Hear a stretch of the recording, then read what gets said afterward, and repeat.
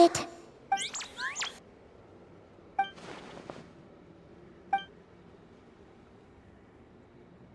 I haven't given up yet. Columbina, all of her friends, none of them would ever just give up like this. Give us a little more time.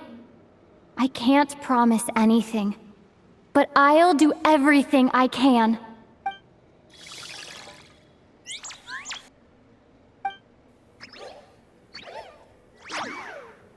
Are they cheering for us? Thank you. Do you need us to help you with something?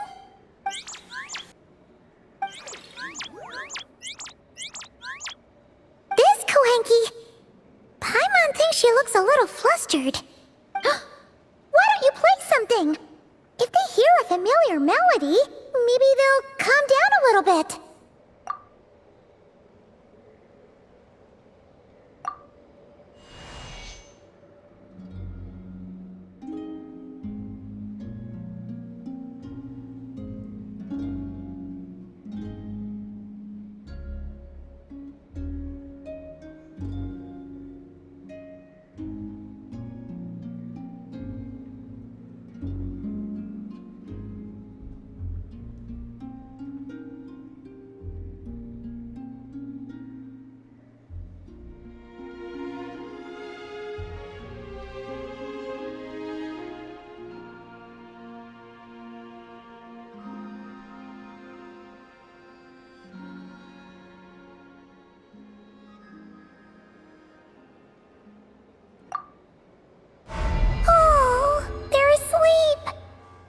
Like they haven't had a good rest in a long time.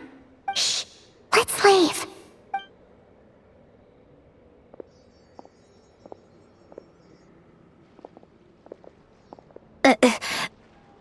Sandrone! What are you doing here? What? Am I not allowed to take walks now? Thought as much. No such thing as a free miracle, you know. Hey, which way are you headed? Paimon means we don't see much of each other. Maybe we could join you for a bit. Let's not. I'm not in a good mood today and don't have anything nice to say. Besides, comfort is the last thing this place needs.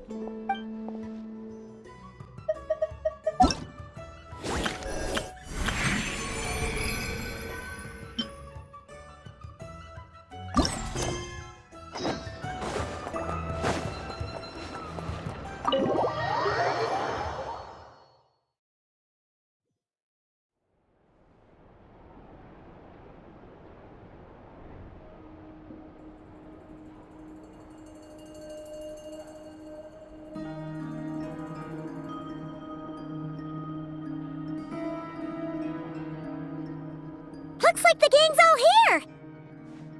Yep, all ready. How about you two? Green and good to go? Paimon's ready!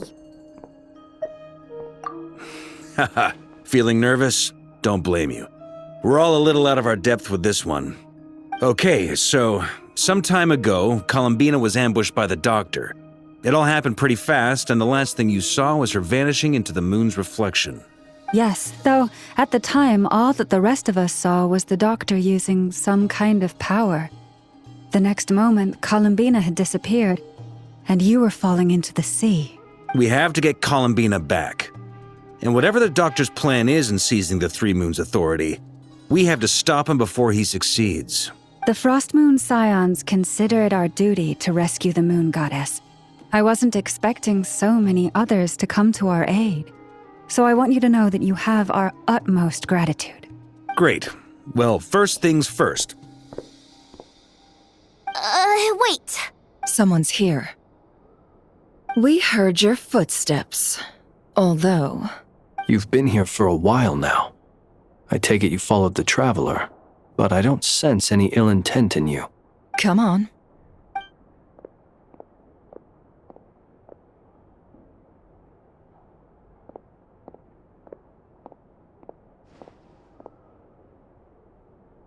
I figured it wouldn't take you long to notice me. I come bearing news from my lady, the Knave. Dottore went through the motions of returning to Snezhnaya, but it was obviously a facade. However, he has not returned to the Kuvaki Experimental Design Bureau, nor has he made an appearance in Nasha Town. Well, in that case, he'll be in his lab way up north. I always wondered why he applied for his own private pad. He was planning this all along. Tell them that Sandrone and I will go on ahead. If they still intend to pursue this matter, they should meet us at the research center in the northern tip of Nod-Krai. Nice of Columbina's two best friends to think of us. We appreciate the heads up. Our sincere thanks to the Fatui for your aid. Lady Damselette may have left our organization, but at least some of her colleagues remain genuinely concerned for her well-being. Not to mention that the doctor's increasingly cryptic conduct gives us great cause for alarm. We have crossed swords many times before, but it's not personal. We're just on different sides. We don't lack humanity. And so, as fellow friends of Lady Damselette, it's only right that you should be in the know about this. Arlecchino's situational awareness has saved us a lot of trouble. I'll leave the map here with you. If you do decide to head to the research center, please proceed with caution. And remember, at least while you're in Nod-Krai, Lady Arlecchino's subordinates are your comrades if you want them to be. This is very accommodating of you. We can't thank you enough. Just doing my duty. I shall take my leave now. If you need us, you'll find us at the Experimental Design Bureau.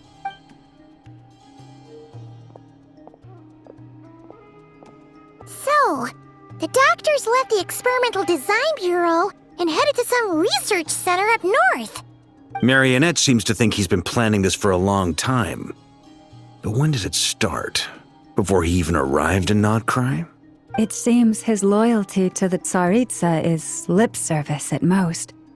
Behind the scenes, he may even be working against her. Whatever his motives, we know that he's decisive and incredibly ruthless. Facing him unprepared would be a recipe for disaster. At this stage, it's difficult to predict his next steps. I suggest we split into two groups. We need some people to stay behind and guard Nasha Town. Well, as much as I'd love to help, infiltrating research labs isn't really my area of expertise. But at least take Cool Your Jet's Ducky with you. It should be some help during the battle. And as for Miss Inefa, I suppose you will stay to protect Miss Aino? Detecting operational logic. Protect Aino. Priority. High. Just in case, Servarka, I think it would be best if you stayed behind as well. You can leave the research center to us. I mean, I would have said the Knight of Berea should probably be out on the front line, but okay, fine. Leave Nasha Town to me. Be careful out there, okay? If things get out of hand, fall back right away.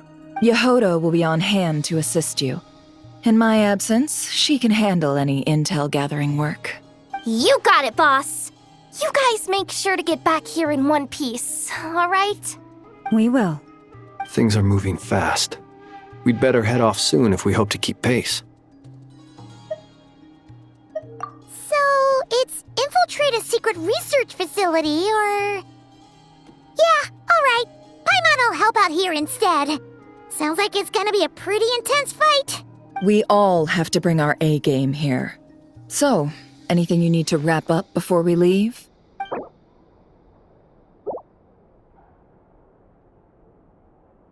Then you'd better get going. Very well.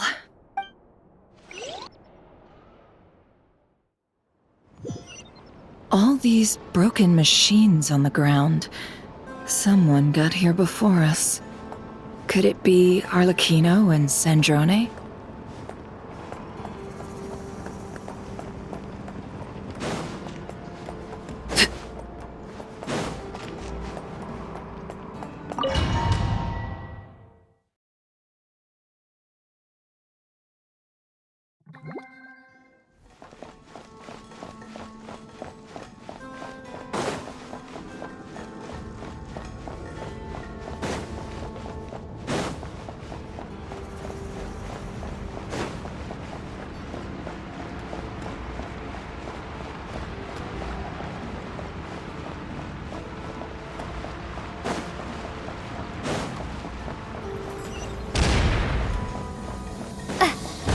That's quite a welcome party.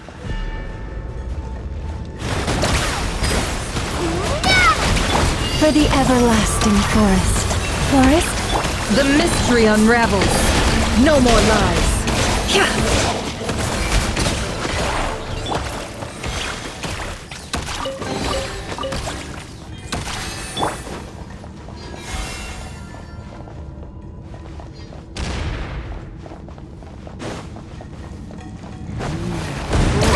Beware the creatures of the night. Close your eyes. Be silent.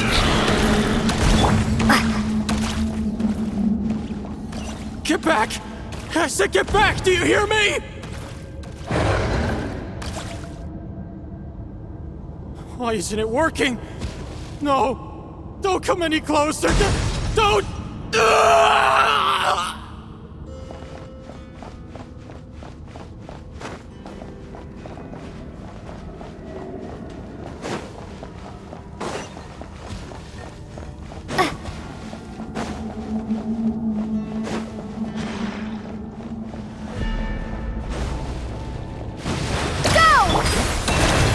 Close your eyes. Be silent. Night falls. Close your eyes. Observe. To dust. Branch into song, you poor souls. May your spirits find peace. Grab that key on the ground. We'll probably need it at some point.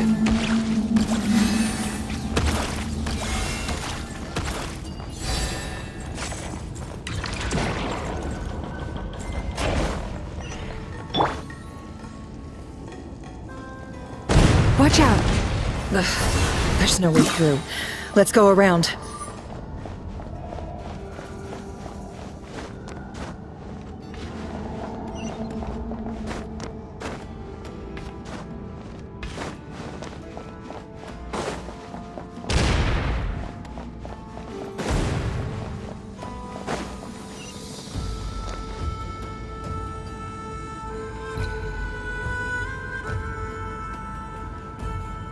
What the?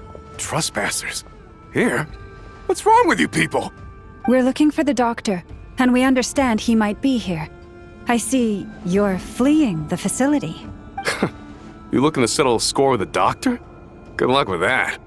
I don't think you have many chances left. Perhaps. But you might have a chance to live if you start talking.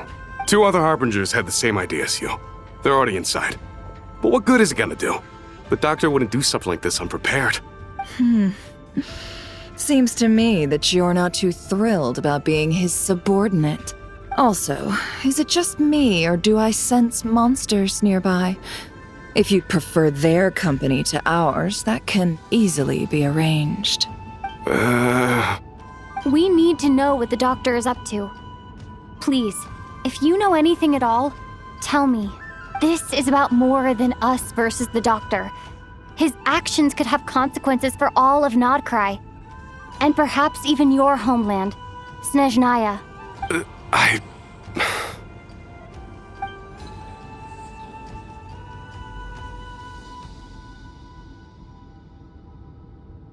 He's building something. Ambitious doesn't even begin to describe it. Feels like this could be the big one. God knows how long he's been planning it. A while back, he told us he'd be returning to Snezhnaya. We weren't expecting him back so soon. This time he brought some gemstones with him, or something. 2 of them. The moon marrow spheres. He stole them from their rightful owner, Columbina. Oh, Lady Damselat? Last I heard, she left the Fatui. Before she went, she told us she'd finished what Her Majesty asked of her, and wished to focus on some personal matters. I remember thinking that leaving us might not be the best choice. I mean, I always looked up to the captain the most, and... Back when this all started, the higher-ups dispatched 3 units to Nod-Krai to execute their plan. They were led by the Doctor, Marionette, and the Damselet, respectively. I was a part of the Damselet's unit to begin with. She never really interacted with us much. In fact, she seemed sort of detached from everything. Not because she was distracted, Just felt like she was indifferent to the world around her. Like she had no stake in anything that happened. She always seemed like she was staring off into the distance. Almost as if she didn't see anything worth living for in the present, so she had to look further afield. That's right. She always used to stare up at the sky. The doctor used to stand nearby and watch her. Apparently they got along well at first, but somewhere along the way, she grew wary of him. Started avoiding him as much as possible. After she left, everyone in our unit merged with the doctors. He's similarly indifferent to the world, except when it comes to the moons. He seems to have big plans for them. Right now, obtaining the 3 moons is his #1 priority. He even said if he can only get his hands on 2 of them, he'll create a 3rd one himself. How would he create an artificial moon marrow? Maybe the knowledge he gained from the Hyperborean phantoms has something to do with it. Thank you for cooperating. We appreciate the level of detail. I get the sense that you'd serve under Columbina again if you had the chance. Would that be fair? No, she's no longer a harbinger. As a member of the Fatui, my loyalty will always belong to the Tsaritsa. I'm only telling you all this because I don't completely trust the doctor. His actions do not align with the goals that first brought us to Nod-Krai. I understand. We'll do everything within our power to stop him. The Knaves unit is based at the Kuvaki Experimental Design Bureau. Maybe you can seek refuge with them. Well, now we know what's going on here. Artificial moon marrow. He's likely well on the way to completing it. Dottore's technological capabilities are far more advanced than I thought. I fear this could get ugly. Everyone, prepare yourselves.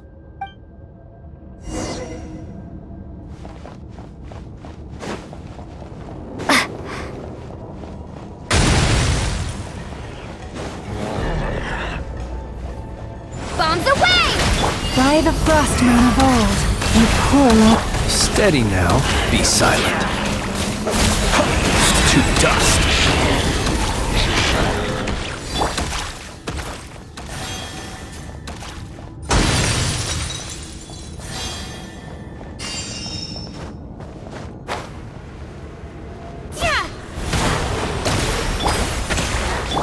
Lush as the moonlight. To dust. Observe.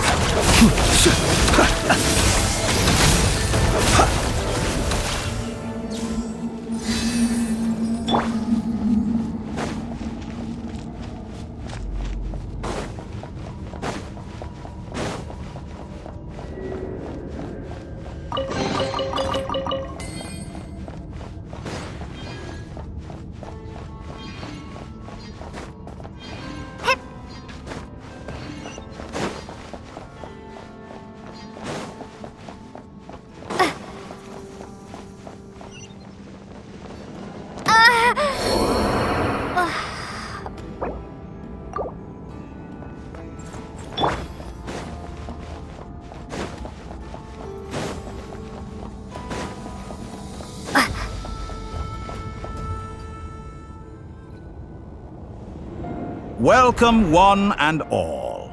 I've been expecting you. I hope my humble research facility is to your liking.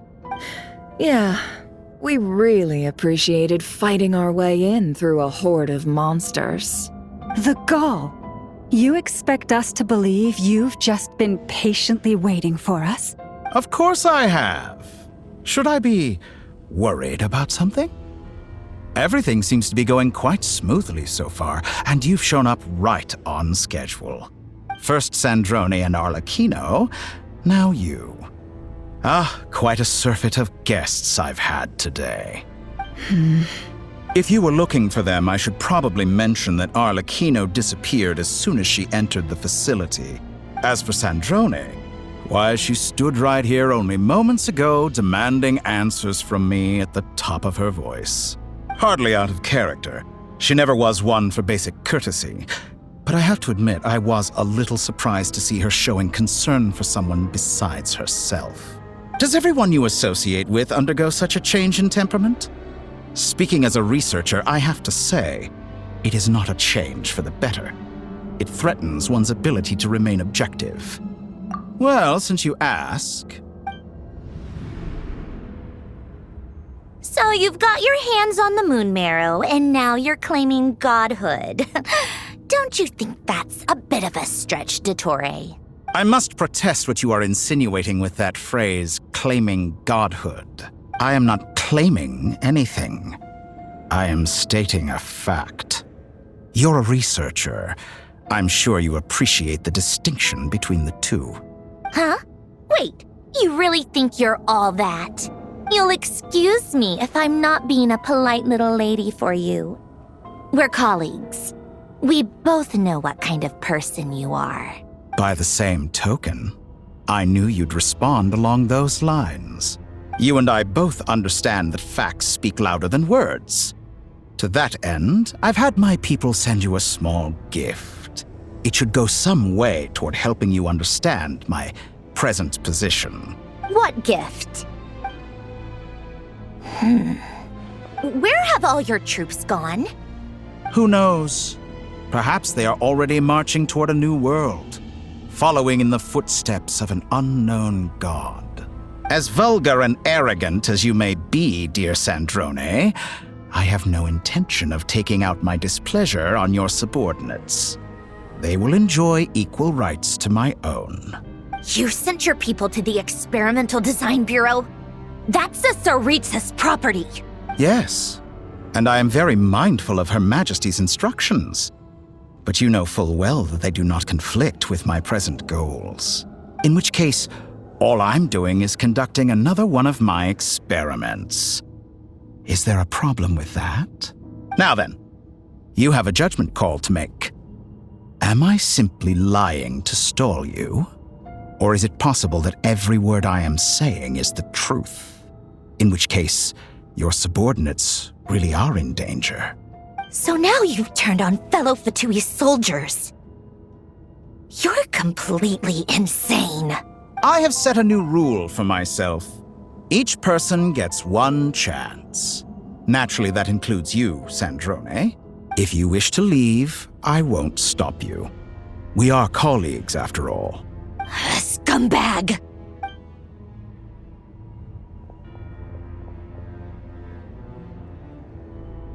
Still, I hadn't counted on Sandrone sparing any thought for the people of this world. Shame. I always found her self-centeredness to be one of her few better qualities. How can she ever hope to achieve greatness when she's so obsessed with protecting her little design bureau? It's more than a little disingenuous to speak of achieving greatness while taking hostages. Or does honor no longer mean anything to you? Honor? I have the marrow of 2 moons in my possession and will soon complete the construction of a 3rd. I will be the god of a new world. And you speak to me of honor? How charmingly naive. Those are sacred relics. You do not deserve them. In my view, many in this world do not deserve to be alive. And yet I mercifully permit them to go on living, do I not? You'll come to regret your actions. Will I now? Let's see if you can make me.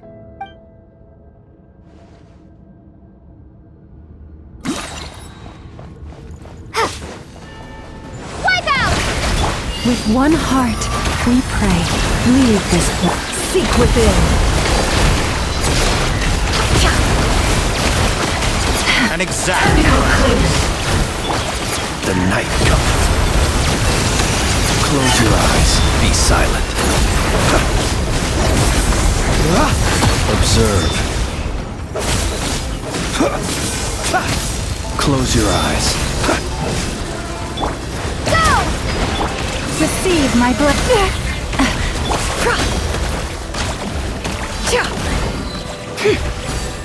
It all adds up. The mystery unravels. For the everlasting faith. A grave transgression. Kino. Thanks for the assistance. Arlecchino. They see you as an ally. What a farce. You're clearly here to destroy my research, not me. I say your research is more valuable than your life. Am I wrong?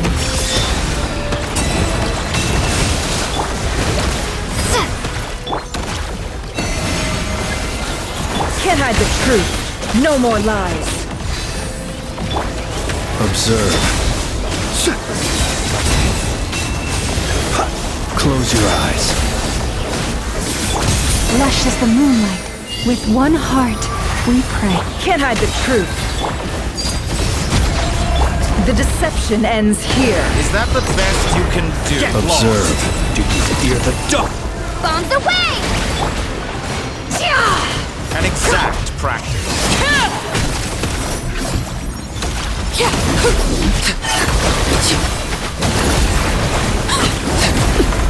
Everlasting as the moon!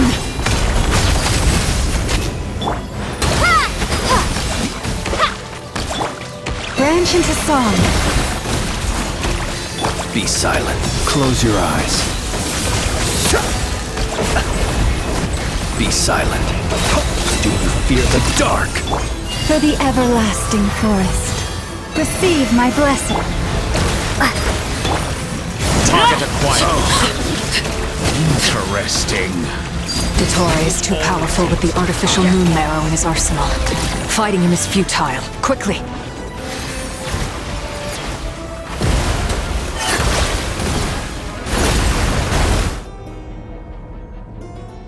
Let's go.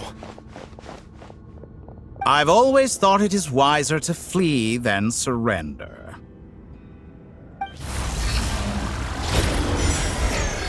Watch out! What the? Forget about me! You should...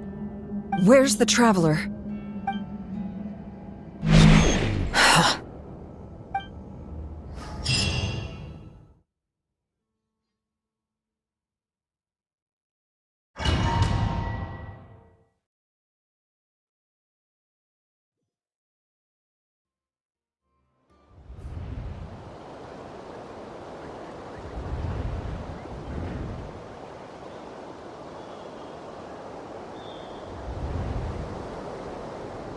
What just happened?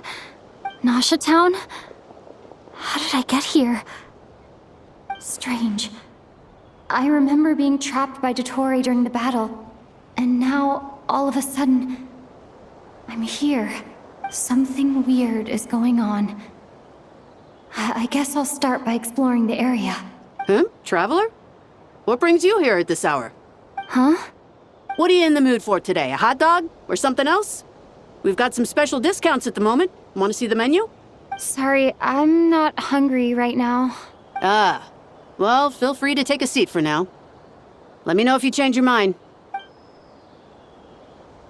Everyone seems to be acting normal. Am I just overthinking? Oh, darling, look who it is. One of our regular customers. Get the Traveler something to eat, would you, dear? Wait. Why is he talking like that? Well, I'd love to, but can't serve a customer unless they order something.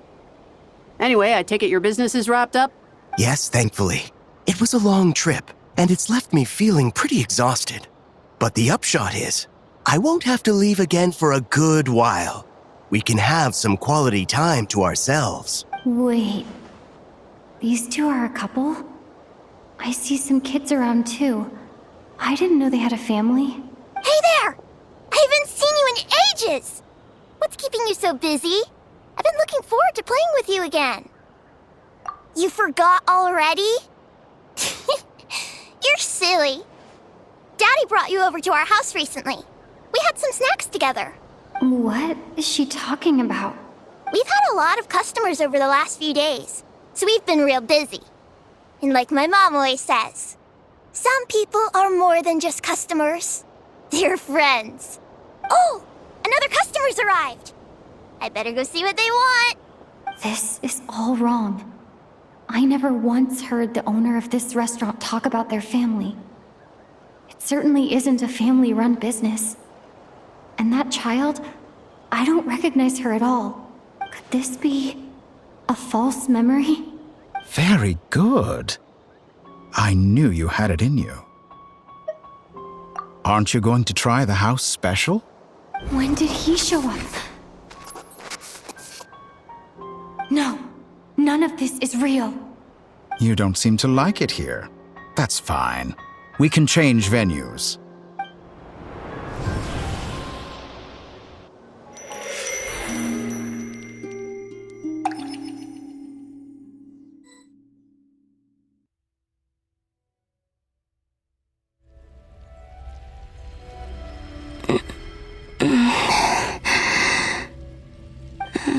I'm still alive. Where is this place? It took all my strength to open the moon gate, and then I leapt into it. So this is the moon's reflection? The mysterious realm beyond the gate?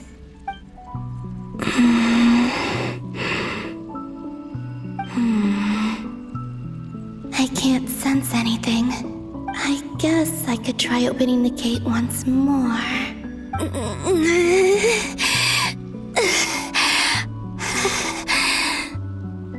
No response. Maybe this space can't be opened from inside. If this was the space that killed both Revier and his lover, then why am I unscathed? Or... no, I'm not unscathed. Even the air here feels frozen in place. There is nothing here with which I can restore my power. I should conserve my strength and proceed with caution.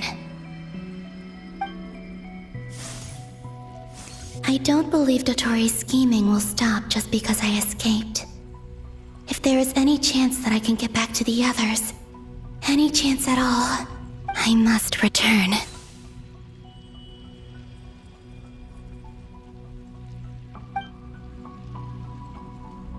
Emptiness. Silence. What is this place? Or maybe the real question is, what is it for? What's this? Looks like it responds to my power. Golden. Like Kuvaki. Is it some sort of guide? And why does it feel so familiar? I might as well follow it.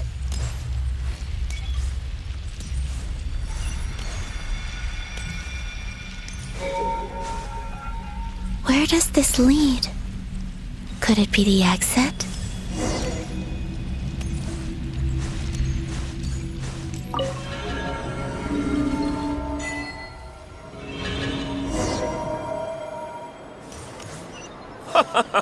Welcome home, Moon Goddess. Is this Nasha Town? But isn't Moon Prayer Night over already?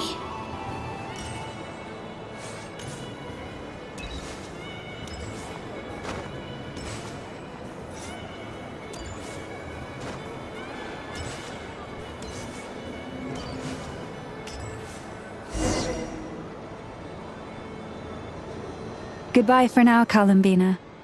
I hope you have a wonderful night. I will. Everyone else. And... me? Are these... my memories?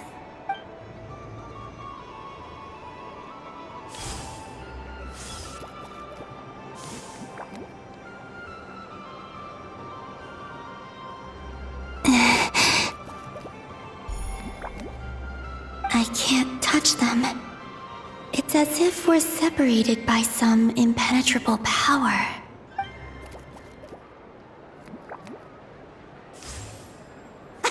Over here! Over here!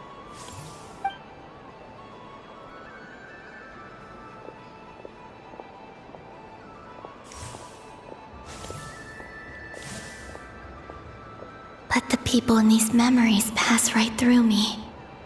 Just like when I disappeared. If only I had known what would come to pass after that. Even so, I should still take a look around.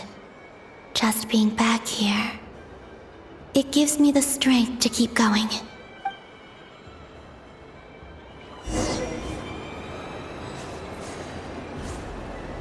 Welcome home, Moon Goddess. Oh, you're the genuine article. Alice was right. This moon prayer night was worth watching after all. Oh, yes. That was the fortune-telling stall run by Barbeloth from the Hexen Circle.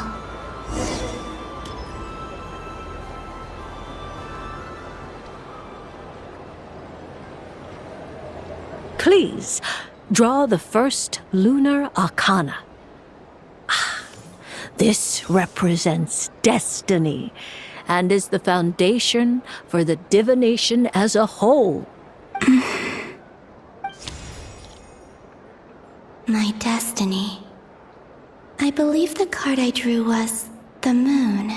Now that I think about it, Barbeloth's divination was absolutely right. It's almost time to draw the last card. The one that represents the future.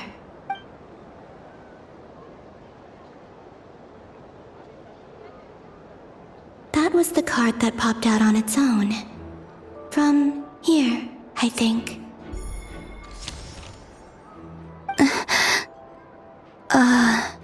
Kuvaki Pulse? What? Fascinating. I've never encountered this before in my role as a diviner. What's going on? Did that card leave the deck? Because of my influence? All I did was try to touch it, and then...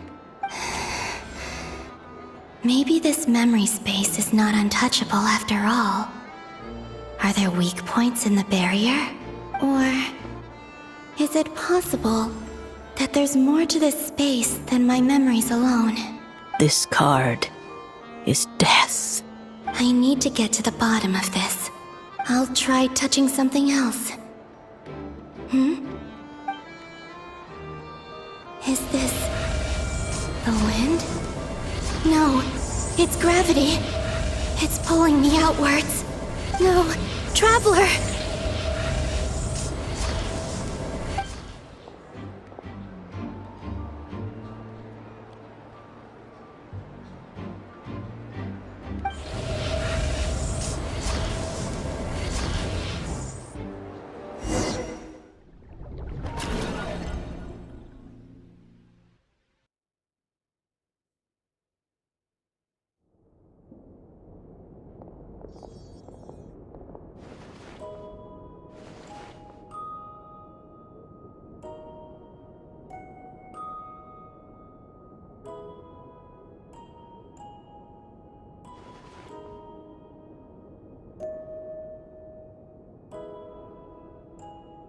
Paimon, listen to me. From the bottom of our hearts, we are so sorry. We completely understand how you must feel. The Traveler is trapped, and we all feel responsible for it. Don't say that! Paimon's not a little kid! You didn't leave her behind on purpose! There was nothing you could do! But... she's all alone in there! What if something happens to her? What are we gonna do then? We've barely spent any time apart since we met. Is she gonna... die? We must find a way to rescue her. We were all involved in the operation where she was captured, and we do not abandon our comrades. That being said, it won't be easy. Through conversation with the others on our return, we've arrived at a basic idea of what we're up against. Dottore's lab has clearly been in operation for a lot longer than we realized. We found many monster samples stored there. In all likelihood, they were materials he used to research his latest technology. We also know that through his contact with the phantoms of Hyperborea, he gained knowledge about the moons and certain Hyperborean technologies. Using this knowledge, he then fashioned an artificial moon marrow to serve as a replacement for the frost moon beyond the sky. Unlike Columbina, Dottore is not being rejected by Teyvat. And even with 2 of the 3 moon marrows, his power far exceeds all of ours combined. Once his 3rd moon marrow is complete, Dottore will have completely seized the authority of the Three Moons. Tevat's most primordial powers will then be in his grasp. Does that mean... I'm afraid so. No one could have predicted this level of insanity. Not even from Dottore. And unfortunately, his insanity is coupled with an intellect and ambition that not even his peers in the Fatui can match. This is dire. Sounds like the world is done for. The Three Moons' authority can influence the very fabric of time and space. I dare not imagine what a monster like him would do with that kind of power. The trouble's already begun, I'm afraid. On our way back, we discovered that part of Nod-Krai is being enveloped by an unknown energy. We cannot ascertain what is happening inside. I'm convinced this is Dottore's doing. Not that there's any way to prove it. The issue is, we have no idea what his intentions are. The only thing more frustrating than facing down evil is knowing that it will surely come, but not knowing when. The Doctor is guilty of numerous crimes in Mondstadt as well. One of our knights, well, former knights. His father was murdered by Dottore. His ideology and methodology are a danger to everything in his path, from individuals to entire nations. He does not feel guilt, even when he acts against his own people. He doesn't see them as his own people, that's why. People like him see everyone else as beneath them. Right. He views other people only in terms of how they can benefit him. That's the basis of all his social connections. Granted, he's hardly the only harbinger to pursue their own interests. We all do. And Her Majesty is gracious enough to permit it. Still, her mercy has its limits. Dottore's actions have gone beyond even what the Fatui could have imagined. Usurping divine authority to become a god. For a servant of the Tsaritsa, that goes beyond being disloyal. It's treason of the highest order. We can't expect him to heed the Tsaritsa's will once he gains the Three Moons' authority. Even we harbingers consider him the most self-interested among us. Poor Traveler. Of all the people to get caught by... We have to go save her! Right now! Please! We gotta find a way! Paimon, I promise you, we are with you all the way. I get how you feel. I do. But it's gonna take more than strong emotions to take down an enemy like Dottore. What we need now is more information. Right. We can't even guarantee he's still at his research center. Before we can think about mounting a rescue operation, we need to confirm the Traveler's location. I'll find a way.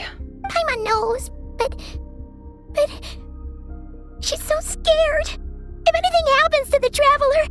She might be the strongest person Paimon knows, but she's still human. She feels pain and bleeds just like anyone else.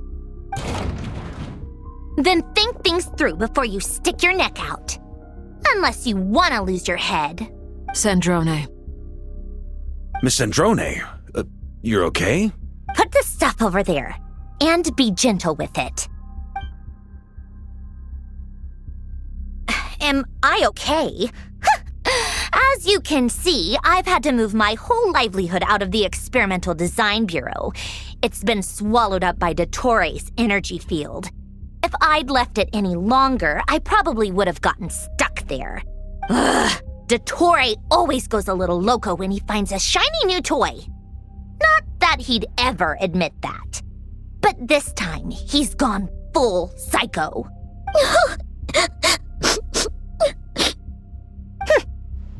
Just go ahead and cry already.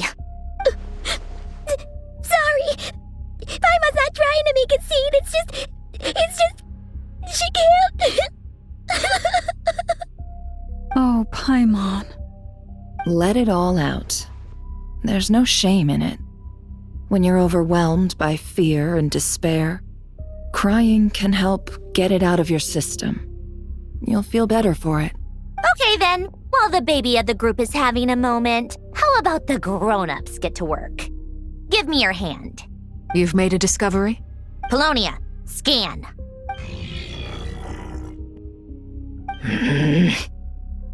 You, Hand. Now. Oh, I thought you'd never ask, my lady. Curses! You're next! Then you. Dottore, you son of a... He's done something to us! Everyone who entered his research center has been implanted with some sort of curse. I don't feel anything unusual at the moment. Does that mean it hasn't activated yet? Is there a way to figure out its purpose and what might trigger it? My best guess is Dottore created it using the Moon Goddess's powers. 1 second, analyzing. Ugh! That friggin' maniac! So, what twisted game is he playing this time? The moment I analyzed the energy composition, some encrypted text appeared in my mind's eye. And when I deciphered it according to the Fatui's standard encryption protocol, I got the following message. Feel free to run, or you will perish in Nod-Krai. He's mocking us. Yep, he loves to toy with people. Only in this case, there might be more to it. But I didn't detect any murderous intent or malice either in the message or the curse's energy. As if this is him at his least malicious. Or perhaps all people are cowards in his eyes. Maybe he thinks the threat alone will be effective. What a despicable person. And he has the Traveler in his grasp. If I may, as unhinged as Dottore may be, he has always exercised great patience with the objects of his interest. I remember a comment he made when we first arrived in Nod-Krai. He said, "This world is, on the whole, an exceedingly dull place. But at least there are a few intriguing features, such as the gods, or the Traveler. Presumably, they interest him because they're unknown quantities. He wants to understand as much as he can about them." Agreed. The Traveler is Tevat's fourth descender. All Harbingers are aware of this. Since Dottore took such pains to capture the Traveler, he is unlikely to kill her right away. Okay, but we still have to do that rescue operation. Of course. I also think we need to read between the lines with Dottore's message. If he's encouraging us to run, that means we mustn't leave Nod-Krai under any circumstances. My guess is, his curse will only trigger if we leave.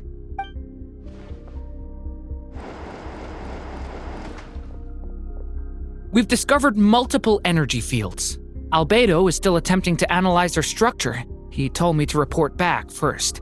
Each field is slowly growing, swallowing up more of the surrounding area in the process.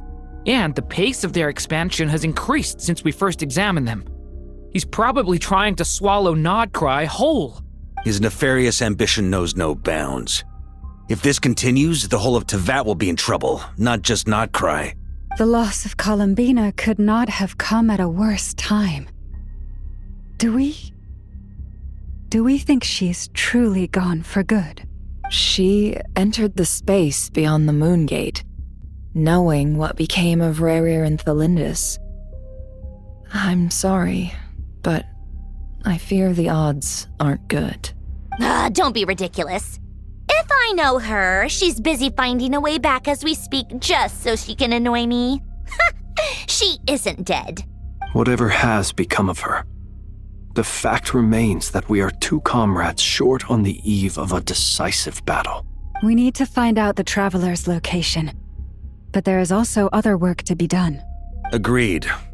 Whatever Dottore's planning, we have to get the local populace somewhere safe. So, as well as a rescue mission, we have to organize a mass evacuation at the same time. It would be best if someone could approach leaders of neighboring nations and negotiate emergency asylum for Nod-Krai's inhabitants. Can anyone handle that? Snezhnaya is one option. I'll see what I can do. This would be so much easier if the Traveler is here. No! Stop thinking like that, Paimon. Paimon will join you. She's pretty well connected thanks to the Traveler. Maybe it'll come in handy. Either way, that's what the Traveler would do if she was here.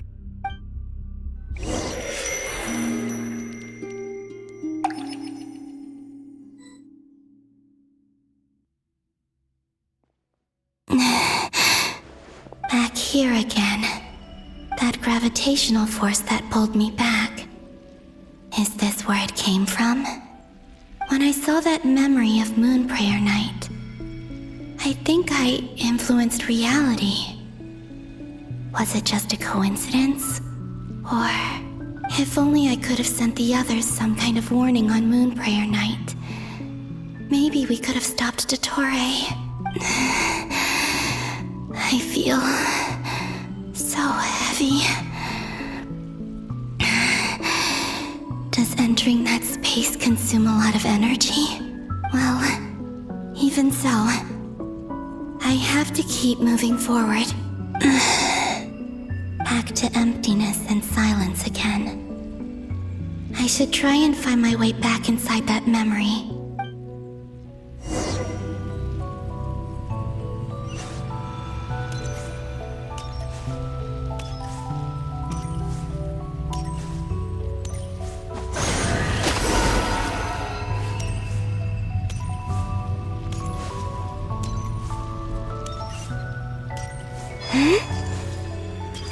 The entrance from last time isn't showing up. What am I missing?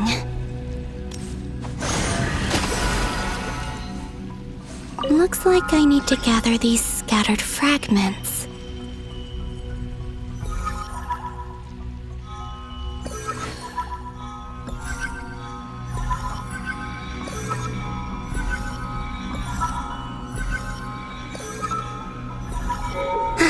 It worked!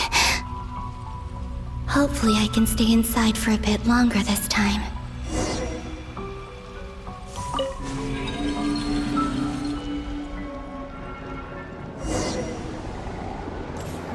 Ad Astra Abyssosk. Welcome to the Adventurers Guild. What? This doesn't look like Moon Prayer Night. Extra, extra! Latest issue of the Nasha Express! I don't think I've ever been here. Maybe this space isn't comprised of my memories after all. There aren't any festive decorations around. Is this Nasha Town after Moon Prayer Night ended? Did Dottore's plan not affect the town? Or is no one aware of what happened because he used the Three Moons' authority? Let me see if I can influence anyone else.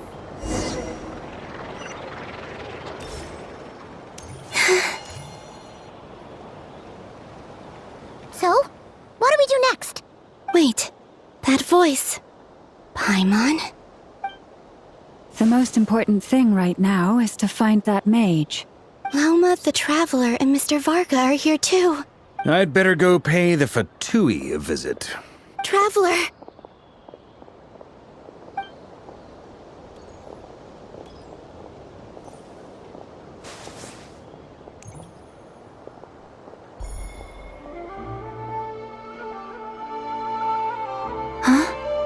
Columbina? I made contact. It's me, Columbina. Huh?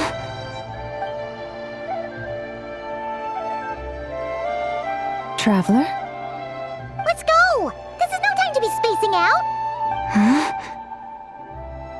Huh? Wait a moment. This has happened before. This is what happened when I disappeared. I stood right over there, thinking that no one would ever find me again. It was only when she called my name that I decided to follow them. But did she turn around because she sensed my touch just now? Is it really possible that from in here, I can change the past? If I keep following them, maybe... It's that gravity again.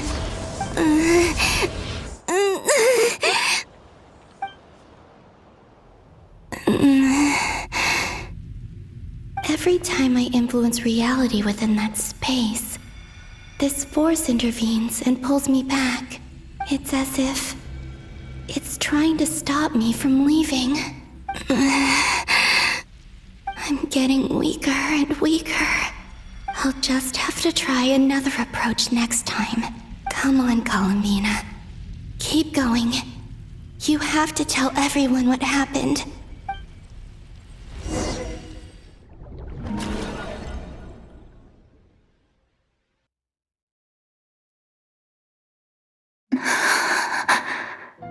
Suddenly, I've been plunged into darkness, alone.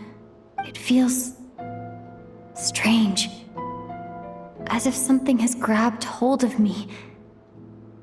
Is Dottore now powerful enough to interfere with space itself? Look at you, standing so still in total silence. I almost didn't recognize you. Hello there, traveler. He seems to be in a good mood. Wait, what's that behind him? Ah, so you noticed. This is the completed trilune. 2 primordial moon marrows and 1 artificial specimen.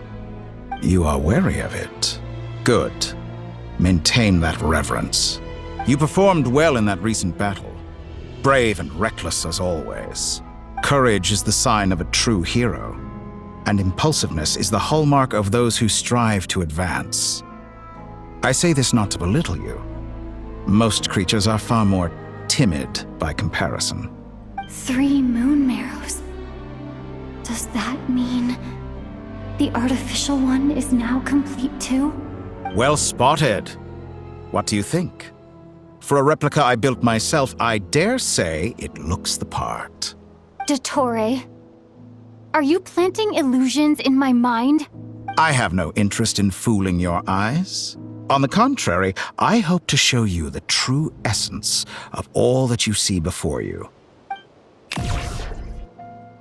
Is this not a beautiful city? People live in peace and find joy in their work. The streets are safe. People can even leave their doors unlocked at night. You might say it is the Elysium everyone dreams of. All available data indicates your values and worldview conform with the mainstream. This kind of society should be quite to your taste. False beauty is deceitful. Lies are to no one's taste. I wonder, is it your moral standards that are too high? Or your expectations of reality? Answer me this. If someone existed in a sweet dream from the moment they were born, a dream in which they never once felt pain, which do you think they would consider superior? The dream or the reality? That's pure sophistry.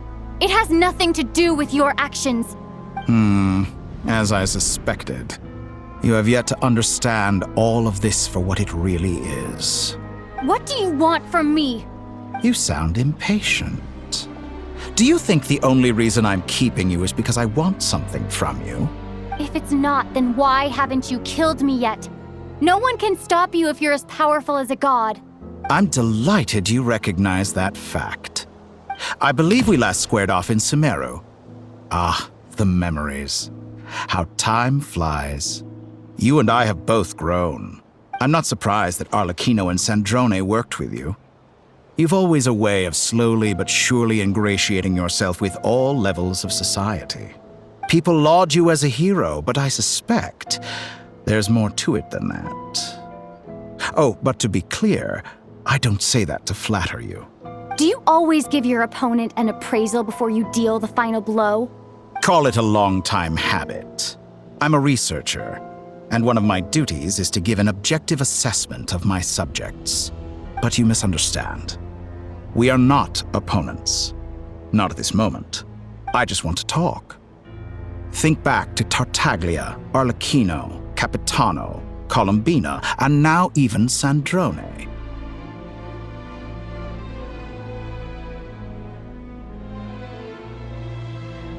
You've worked with each of them in the past. I believe you can work with me as well. What makes you so sure? Well, why not? Should the good associate only with the good and the bad befriend only the bad? I like to think we could have a more mature relationship than that.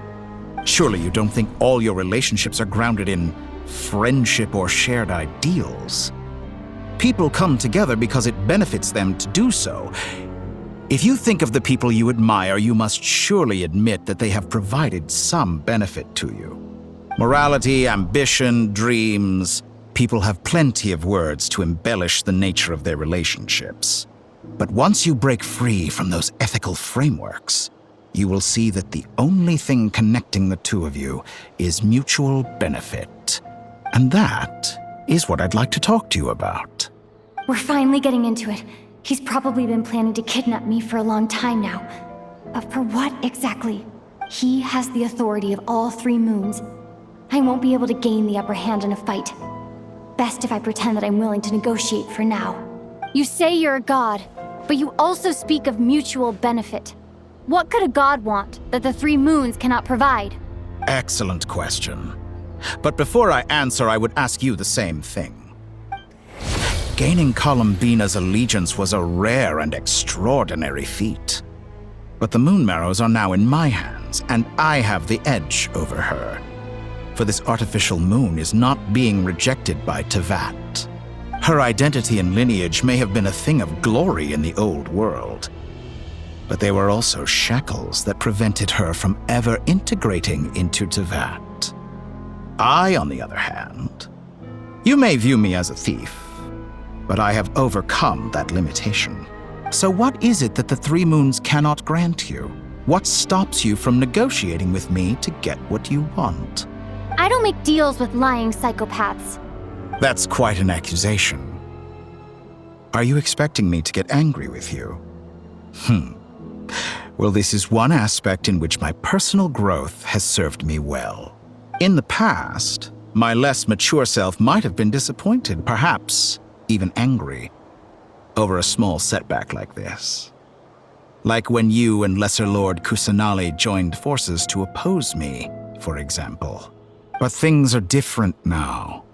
Just as the rich do not quibble with the poor, I no longer find myself perturbed by these trivial affairs.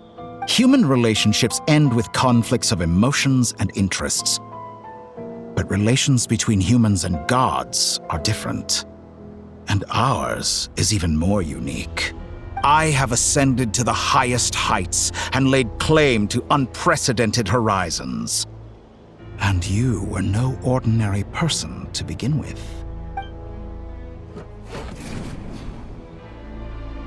Allow me to show you the world, Descender.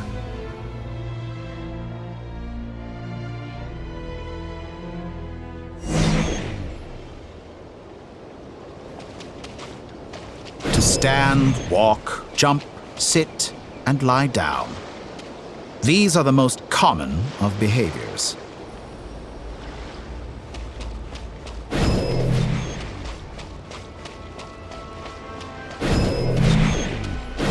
Have you ever wondered why we were born following such laws? Who stipulated that we could not fly instead of walk?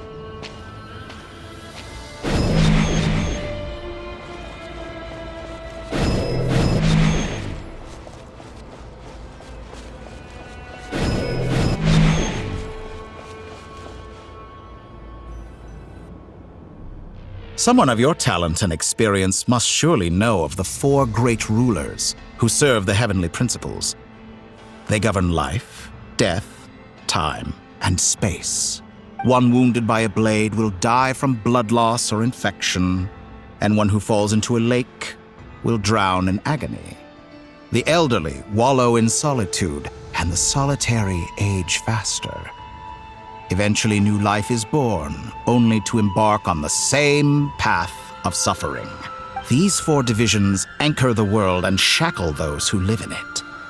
But they themselves transcend its boundaries, squandering the power bestowed by the heavens.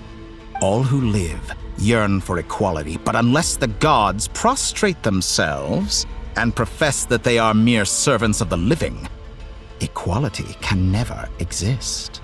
Who makes the rules we must live by? Who has the right to restrict us?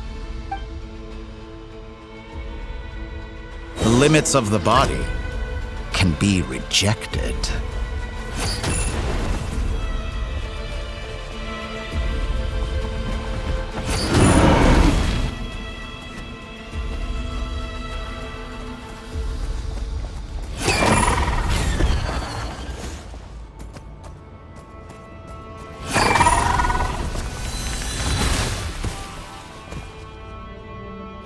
does it feel to be among those with absolute power?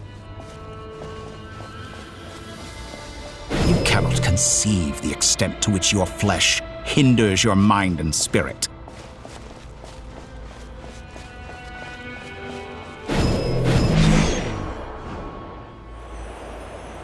Only by discarding our useless, primitive eyes can we perceive a new world. How narrow-minded we all were in the past. Why should the final answer of the world not be the power that predates those of life, death, time, and space? The power of the Trilune. Through it, I have glimpsed new experimental possibilities. Nature suppressed, authority exiled, souls controlled.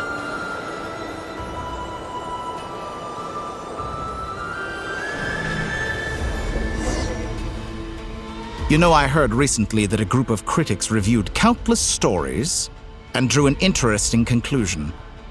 They found that it is more often than not the villains who strive tirelessly to push the boundaries of progress. In fact, long before this, someone voiced a similar idea in an academia editorial.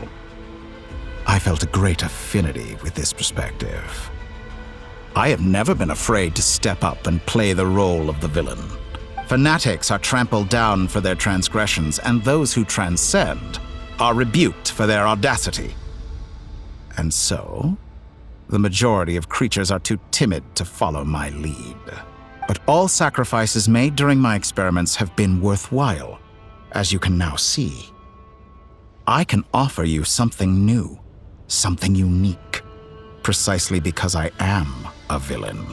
Think about it. We are eternally bound through mutual interest. Can you truly say you would never turn to malice if it could give you the life you dream of? After all, what value do perfection and purity really have? They are fragile and feeble things, utterly tedious. I say, better to be governed by a flawed humanity than a gnosis. The true seeker of knowledge is the villain who undergoes countless tribulations in pursuit of their goal. I'm sure many people have told you that you're different. Because I'm a descender? Exactly. Very clever. But what has that got to do with you? I do not conceal my wicked deeds, my selfish desires, or my greed. A true researcher must act as I do if they are to understand and speak of the truth. And yet, a knowledge seeker like myself will inevitably grow tired of studying Tevat beyond a point. You have traveled to all corners of the world and met many people. Along the way, there have been moments when you were misunderstood or even became a wanted criminal. And all the while, you have spent your days doing some of the most mundane jobs in the world. You fight and toil, claim minuscule rewards from my friend Pantalone, then you fight some more, winning some battles and losing others as your search goes on. And this cycle continues, with no end in sight. Surely you must sometimes grow weary of being stuck in this same loop day after day. We're completely different. I embrace everything that life throws at me. I am engaged in every step of my journey. How does that make us different? I too embrace what life brings, researching everything that interests me. Think of all the novel things I've managed to create, like the artificial moon marrow. Don't you see? As unique a specimen as she was, even Columbina is not irreplaceable. Take that back! She's gone because of your actions! I didn't say that to anger you. Though admittedly, I don't see what there is to be angry about. Anything Columbina could do for you, I can do better. I know what your ultimate goal is. You wish to walk the path your brother walked and seek answers from him at the end of that journey, don't you? Someone like you could never understand what it feels like to care about another person the way I care about him. Perhaps not. But that doesn't mean I can't help. I could find your brother right now, bring him before you, and make him give you the answers you seek. Don't be so presumptuous. You'll never begin to understand the situation between us. Oh, no. This is no presumption. I'm only offering what I know is possible with the power of the Trilune. But it seems like you would sooner continue with your journey through this world. Why? Do you truly desire this journey? Or is it simply a necessary process from which you cannot escape? Think of all the time and energy you have spent, everything you've had to endure just to make it this far. Is this really what you want? Or has your hand been forced by the promise of that final answer? Yes, you have made many friends. But do they ever spare a thought for the void in your heart and what it yearns for? What you want is not friends. It is family. But do they know this? I, on the other hand, am far more considerate. Join my experiment, and in return, I will bring your meaningless journey and all its struggles to an end. This is a malicious attempt to manipulate me. But at the same time, he's stating some very human truths. Of course, he's right about my predicament. How can I deny it? I have faced ungrateful strangers, never-ending troubles, an endless quest for answers. I want to see him. After everything I've been through, words can't describe how much I miss him, how much I want to be reunited with him, wherever you are right now. Do you miss me too?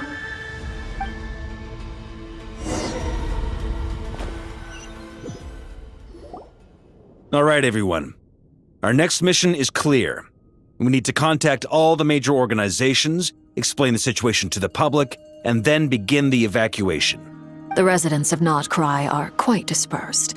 The two most populated areas are the Southern Isles and Pyramida. Miss Lauma, I will leave Hisi Island and Nasha Town in your hands. I will liaise with the Fatui and Pyramida. Agreed. We will reach out to Natlan and Snezhnaya. Anyone found north of the Experimental Design Bureau should follow the Fatui to Snezhnaya. As for those dwelling south of that line, I will ask the Voynich Guild to help persuade them to leave. Then I, Mr. Varka, and the Frostmoon Scions will escort them to Natlan. The Voynich Guild has dealings with the Curatorium of Secrets. I will send them a letter vouching for your credibility. Yehoda, you should help Lauma. This is too big of a task for one person. My wish has come true. You're willingly lending me your most capable employee for the day. Well, good for you if all this only takes a day. Of course, if it takes any longer, I'll be charging a fee. Boss, wait! Don't I get a say in this? Oh, I'm sorry. Something to add, Yehoda? Well, no one's more important to me than you, boss. And remember how Lauma healed your eyes after that big battle? I think that's worth at least 2 or 3 days' work for the Frostmoon Scions. Are you completely incapable of acting in your own self-interest? Or do you simply devalue your own labor? Are you sure you don't want to come with us? Who will see to our other work if we're all busy evacuating residents? Sandrone insists that Columbina is still alive, and we have a traveler to rescue. There's much to be done. But boss, I'm just worried that... Well, Nefer, I'll link up with you once my tasks are complete. What makes you think I'd need you to do that? I'll need it. And considering the way you approach certain matters, I think you'll be better off with me present. That's quite enough. Just focus on your work first. I bet we're in for an uphill battle here. But we can help out too. Inefa and I are gonna help Nasha Town's residents carry their stuff. Loading schedule. Store essential local research data and technology samples, then escort the people to Natlan. Understood.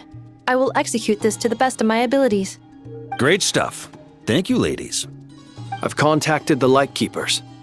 A colleague of mine will join us shortly. I will persuade them to conduct a thorough search of the region to ensure that no civilians get left behind. me, I guess I'll be making an early return to Sumeru. I think it's important that someone informs the Dendro Archon of what's going on in Nod-Krai. Roger that. Someone should inform Mondstadt, too. Mr. Duran, can I trust you to handle that? I think you fly faster than any of us can run. As an added incentive, get there fast enough and I'll see about getting your gliding exam waived. Really? Ha! Mission accepted, sir! I intend to stay behind and help Miss Sandrone with her research. She has some alchemy-related questions that she'd like me to explore. She recognizes your expertise, then. I wish you a fruitful collaboration. Thank you. In truth, I was surprised to hear her express an interest in subject matter outside of machines. I believe she has been investigating some Fontanian technology recently. She made a point of bringing the relevant materials with her when she left the Experimental Design Bureau. She's sorting through everything in her room as we speak. I should mention that we have one other friend who isn't present. He hasn't made his position in all of this clear. But if we know anything about him, he's likely investigating on his own. Paimon's been very quiet today. But I know how close she and the Traveler are with the Natlanese. She should come with us to the border. Okay. Paimon will do her best. Make sure to heed Sandrone's warning. Many of us have been cursed by Dottore. As such, under no circumstances should anyone cross national borders. Remain within Nod-Krai. That aside, personally I have faith in Columbina. Things look grim, sure, but who knows how it'll play out. Same goes for rescuing the Traveler. Both of them are important allies and friends. We'll be counting on you to gather intel on them, Miss Nefer. Oh, wonderful. You're all here. That voice again! Nicole? Whoa, that was loud! And it came out of nowhere. So mysterious. Sorry, this is the only way I can speak to you all right now. Please accept my apology. Anyway, time is short. I'll cut to the chase. We're still facing quite a catastrophe here at the world's borders. Alice has roped in every Hexenzirkel member she can get a hold of. Except for me. She told me I had to come and help you all out as a matter of urgency. I quote, "You love talking, don't you? Well, now it's finally your time to shine. Take these. Make sure the whole party gets one each. You'll be in charge of making sure everyone stays connected." Huh? Is this a Dodo communication device? Scanning. Unknown device. Analyzing. Unknown device. Conclusion. Cute. Affirmative. It is cute and good. I believe that I quite like it. This is no ordinary Dodo communication device. It's my very own special modified version, specifically... sorry. I almost went off on another tangent there. Anyway, help yourselves. It will allow us to communicate over long distances within Nod-Krai. No more worrying about shuttling messages back and forth. What astounding technology. Am I right in assuming that it relies on your personal abilities to function, Miss Nicole? Yes, exactly. Right on cue, Albedo. I'd love to brag to you all about how it all works. But no, next time. Anyway, I'll be right with you all, serving as a communication hub. That's all from me. Head off as soon as you're ready. I'll be staying here to keep watch, and I'll be sending you my blessings.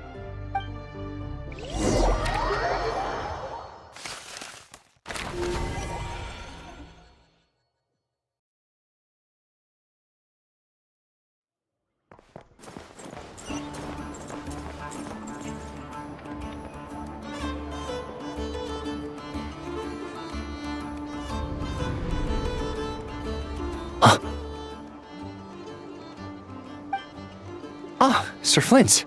Perfect timing. I just arrived myself. You are most considerate, Master Ilua. But in fact, I know you have been sitting here for quite some time. If you saw me, why didn't you say something?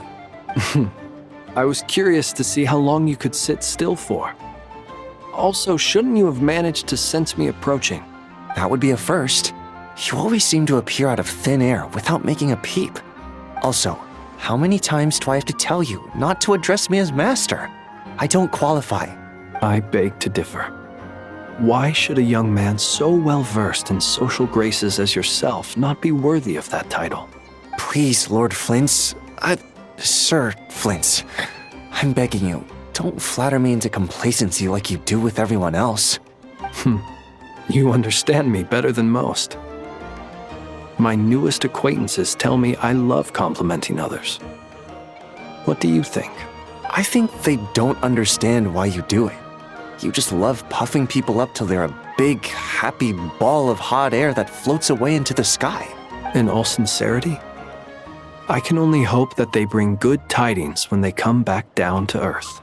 Is the situation that bad? We just held a strategy meeting. Let me fill you in.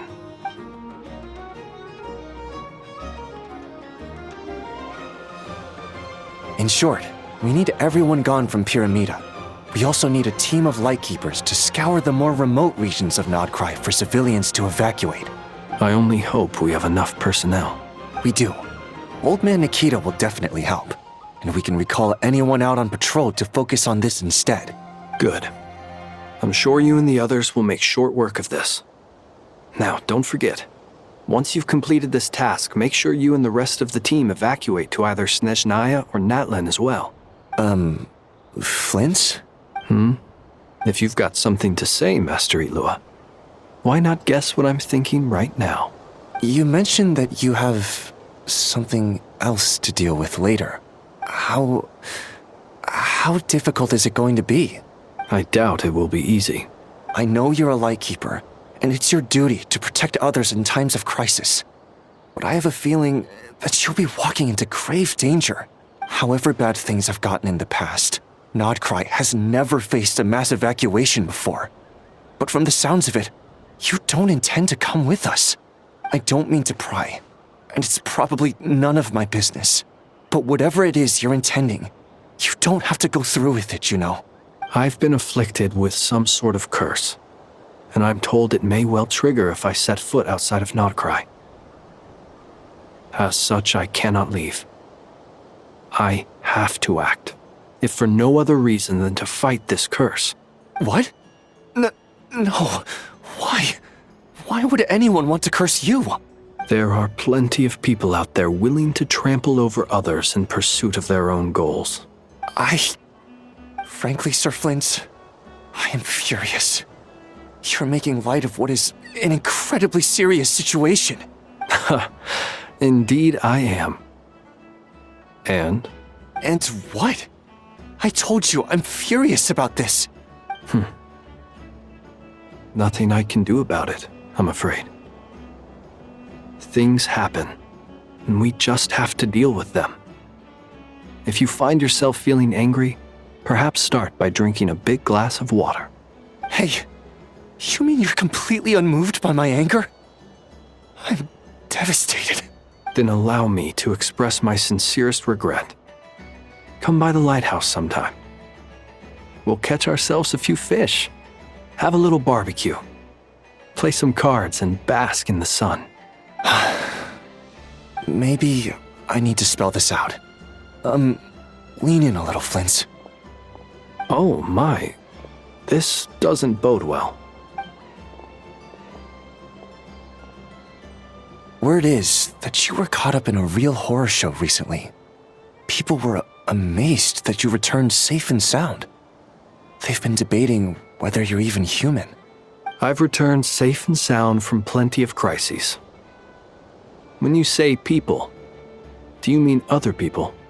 Or do you just mean you? Fine. I'll be frank. You're not human, are you? Heavens. Now that's a horrifying thought. You know what? Forget it. We'll revisit this once it's all over. A sound plan. Albeit a little ominous sounding. Just promise me you'll come back in one piece, all right? For you, Master Ilua. How could I refuse? Also, please pass my regards on to our colleagues. Tell them, thank you all for your assistance. Please put safety first as you proceed with the operation.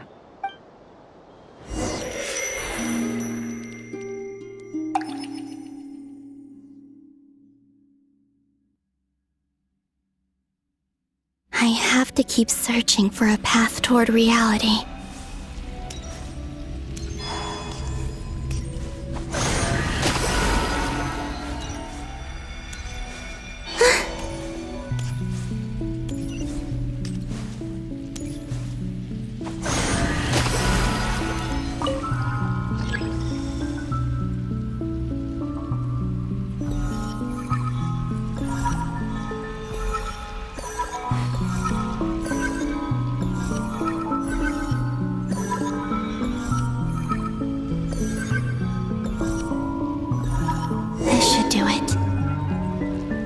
Two times I tried to influence reality in this space, it consumed a lot of Kuvaki. I'll try and be more careful this time. I need to leave key clues behind using less power. I hope everyone still remembers what I said on Moon Prayer Night.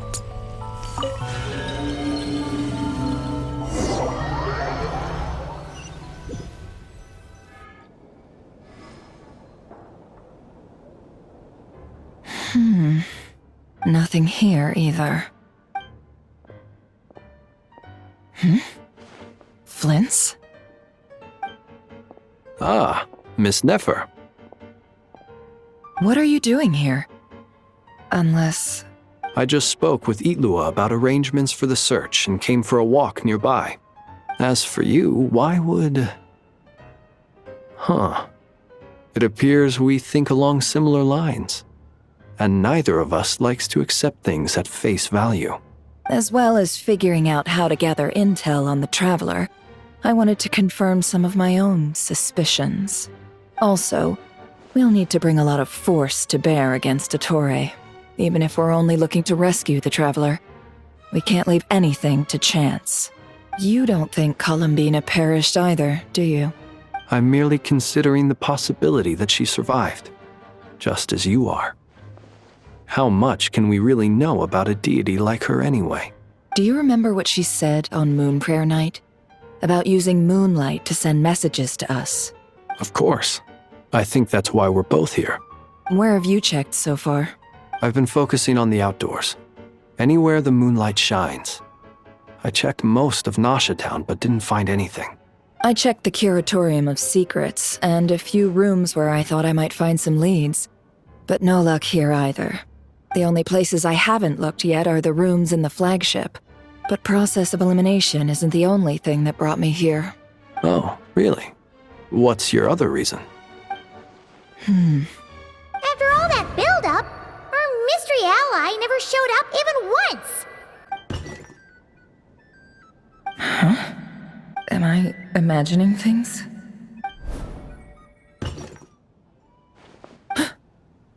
Come on, let's see what's going on. Oh no. I knocked over a vase as soon as I came in.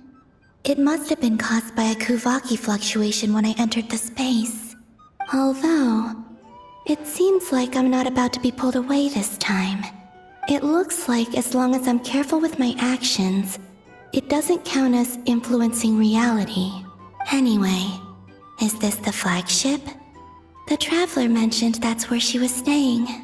I only went into the lobby last time, so I've never actually been here before.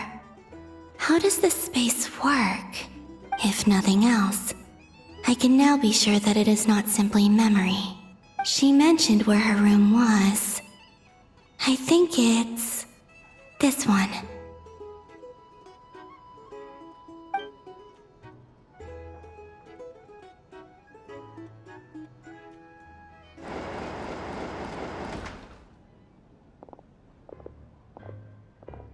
The door is closed. But if this is anything like when I disappeared, then maybe...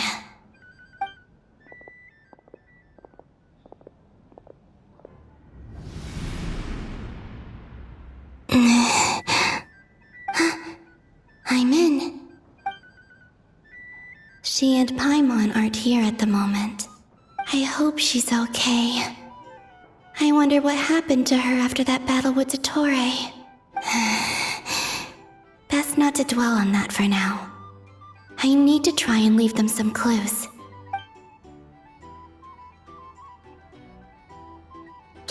Traveler. I really hope you find this.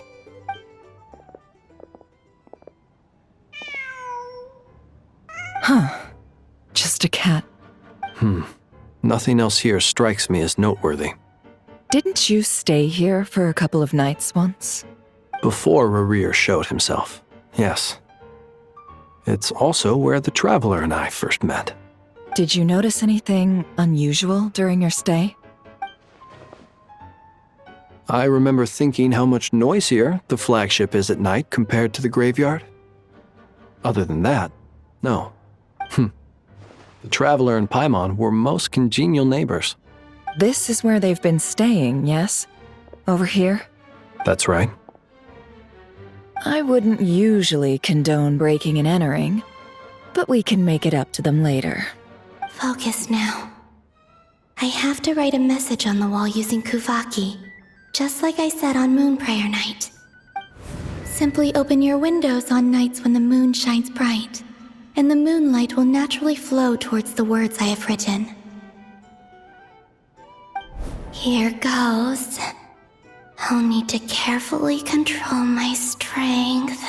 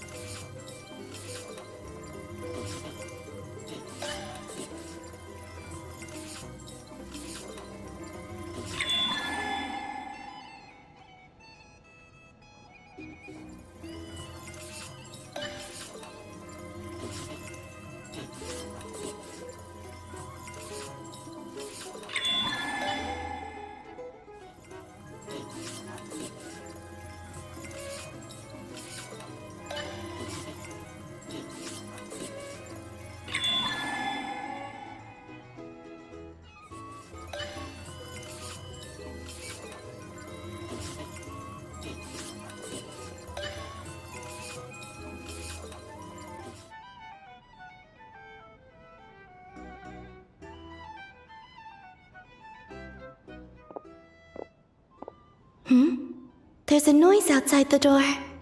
Is she back? Please, you have to see these words.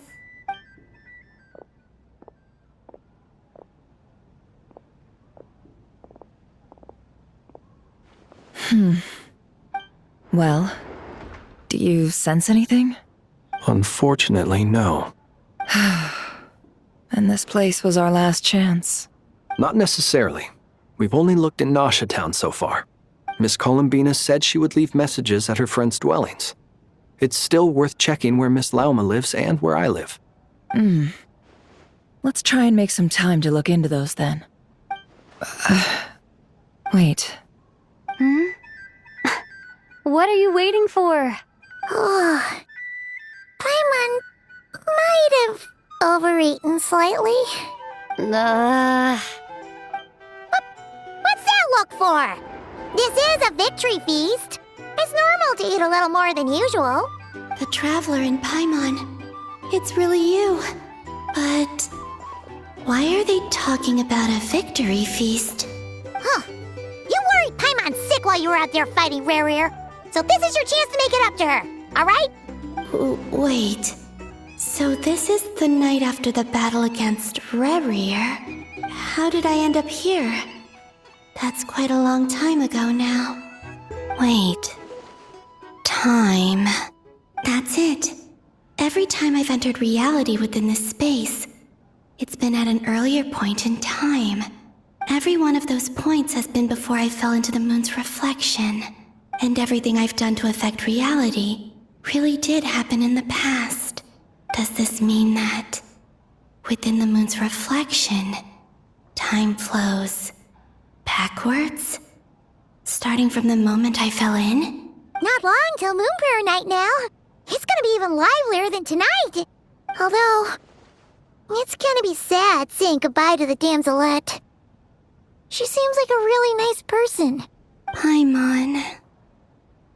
No, I can't. Even if I make contact, they probably won't understand what's going on. And in any case, I'll likely get pulled away again if I do. Instead, I have to find a way to get them to notice what I've written using the moonlight. Wait. Even I hadn't thought of doing that before Moon Prayer Night. They'd never conceive of that possibility. Is there truly no other way? Don't lose heart. We'll find a way somehow. Huh? Oh, you say that, but the Frost Moon is beyond the fall sky. If we wanted to go visit her, how would we make it through to the other side? We might not have all the answers now, but I'm sure we'll find a way one day. Huh. Guess someone's gotta be the optimist. The present. The future. That's right. There are still things I can do. What's your plan? Flint's, when you were staying next door, did you ever open the window? No. The rooms here are dark and damp, and there's such a buildup of dust on the windows that the moonlight can't even get in. I didn't think it was worth the trouble. The moonlight? I think I see where you're going. One moment. I'll see if the owner is available. Don't bother. Time is of the essence.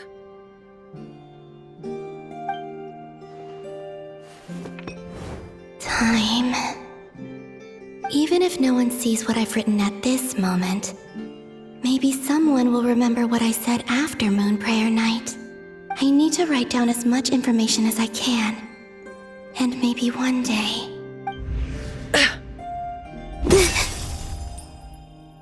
Huh? What's up with you? You can't even hold your cup steady. Are you getting tired? A little. Well, you should probably hit the hay then. You've had a really tough couple of days for you.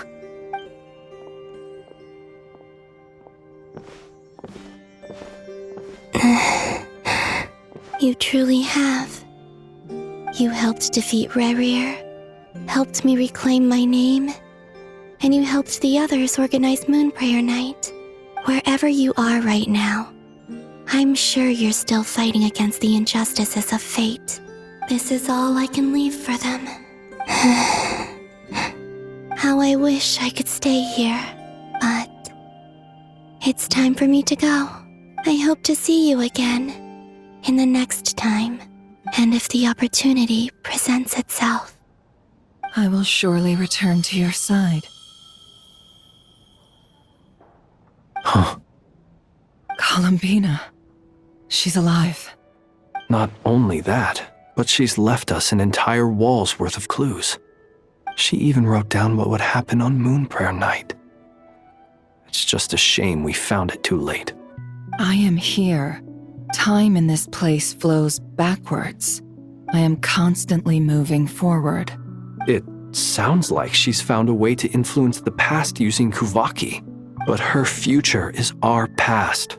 So, these words have been here ever since we defeated the Ray hero Solnari. We just never discovered them. Which came first, the chicken or the egg? Do you ever mull over questions like that? Only when I'm in a good mood and at leisure. Well, I never do. Everything that has happened already belongs to the realm of fact. As a business person, and especially an intel broker, what I do is extrapolate from those facts to try and read the future. An admirable philosophy. It's a means of survival. Let's go. We have a wall's worth of clues to share with the others.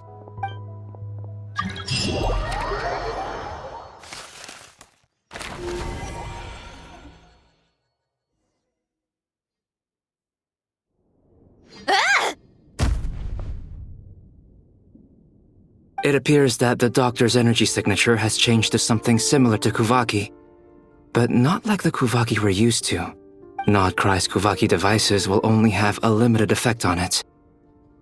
I can see why you've chosen to place your hopes in alchemy instead. Also, I must say these books are rather profound. My subordinates just shipped them in from Fontaine. Some of them are from the Narcissenkreuz Ordo. Some are incident reports from Petrichor, and then there's a few test reports for these junk machines. Additionally, after some further scanning, I've discovered something extremely annoying. What's that? Tevat's skies contain multiple moons. A long time ago, when I did my first scan, I detected 3, just as the legends say. But when I checked again just now, I detected 4 moons. So there's one extra? Yeah. Originally, I thought that if I could still find 3 moons, that would at least mean Columbina's still alive. But then it occurred to me that apart from the frost moon, Tevat's moons are just husks.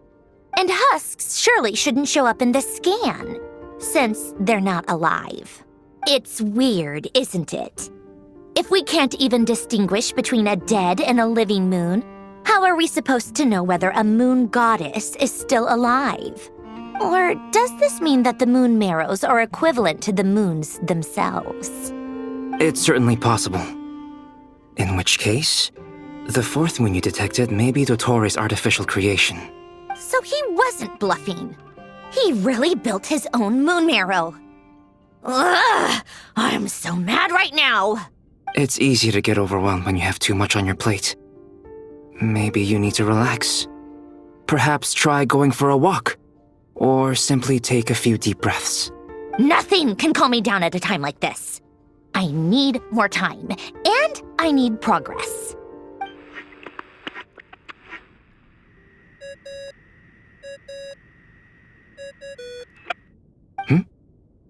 It's Mr. Flynn's. I really hate that ringing tone. Ugh. First the 4 orthants of the Narcissenkreuz, then moon marrows. Now what? Oh, sorry if we're disturbing you. Might I ask what's troubling you? What do you want? We're busy. Are you still at the Curatorium of Secrets? Yeah. Look, everyone else is still out, so there's no hurry. Plus, I'm busy, so I would appreciate if you gave me some space. Even though we have crucial intel to share? Fine, I'm listening. Do you intend to share it via the Dodo communication device? Ordinarily, I would, but this is a unique situation. I think it's best that we discuss it in person. See you at the Curatorium.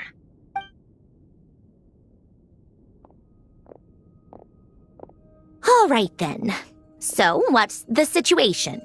The rest of the team is still out working on their missions and evacuations, but we've decided to fill you in on the most crucial information first. Sandrone, you were right. Columbina is most likely still alive. That's the best news we've received in a while. By a long way.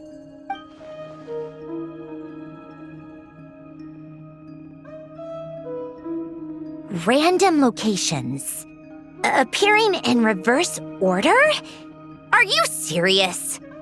So not dying isn't enough for the moon goddess, huh? She has to show off too. Anyway, does this mean we can deduce her condition from the moon marrows? Miss Sandrone, there's nothing wrong with simply admitting that you're happy to hear the good news. I'm not. And she's the least of our problems. We're facing a huge crisis.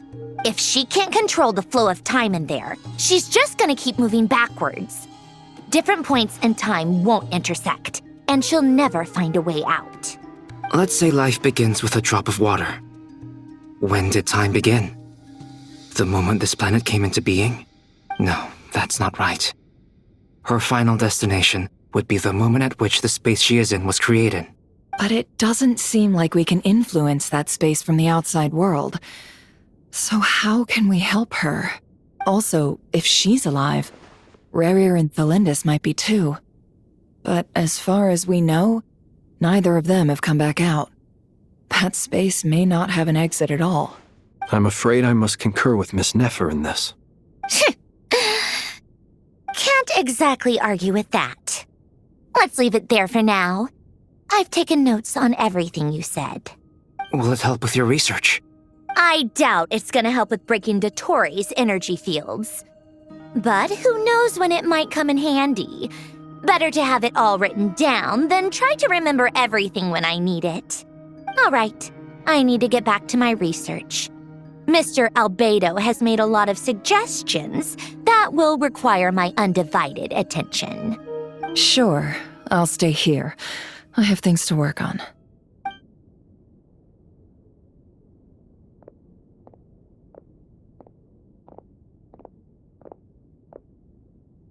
Paimon, are you there? Oh, right.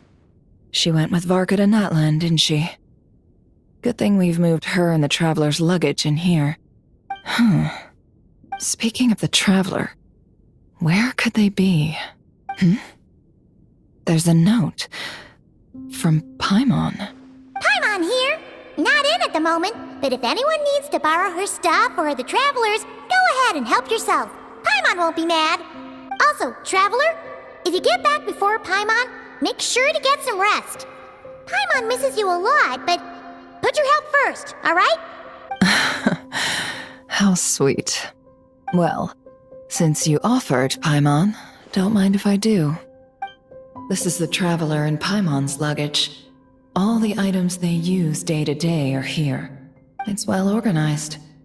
I wonder which of them is responsible for that. What do we have here?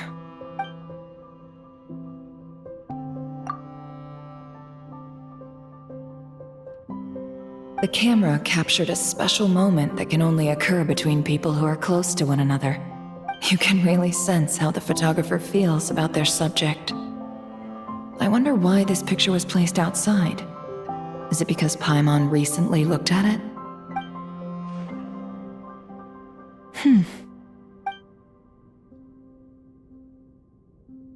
This must belong to the Traveler. Perfect. I'll use this. Hang in there. We'll find you.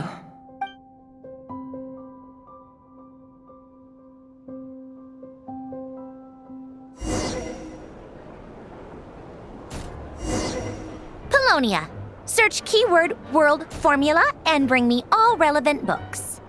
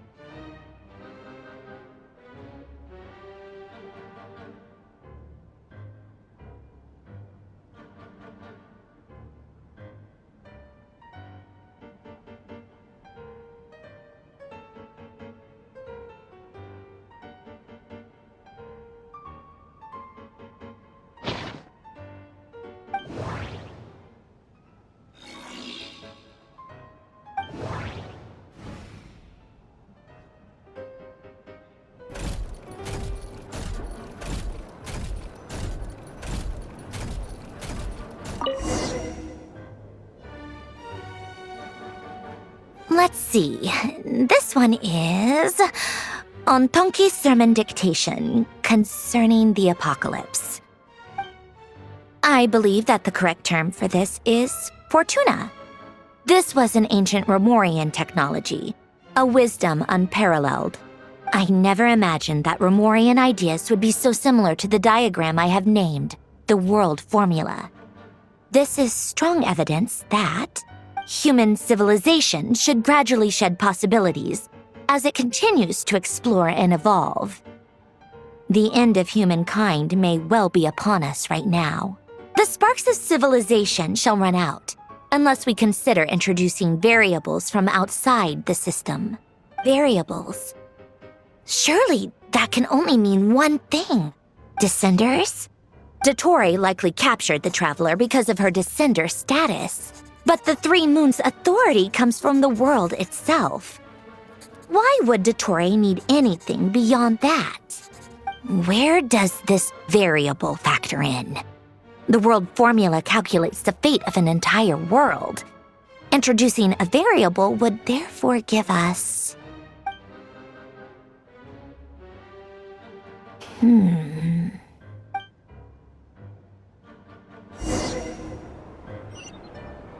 Pulonia, search keyword pathway and bring me all relevant books.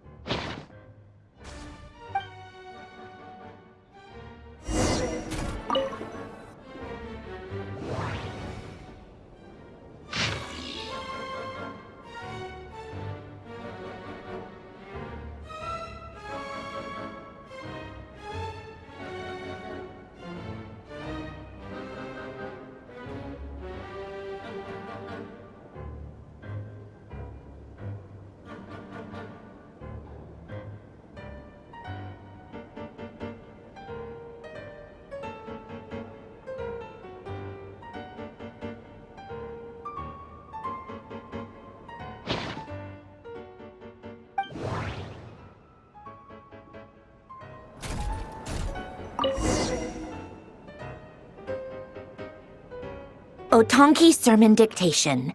Explications on the Chemical Marriage. These titles are pretty esoteric. Observe and compute the pathway displayed in the guidance diagram.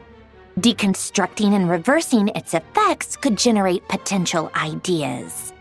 So, it's one of Renee's draft lectures. Deconstructing the pathway. I suppose that could lead to a breakthrough.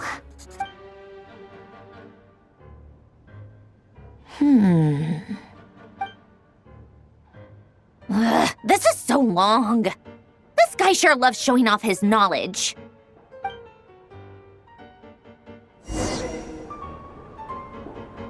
Pulonia, search keyword tree model and bring me all relevant books.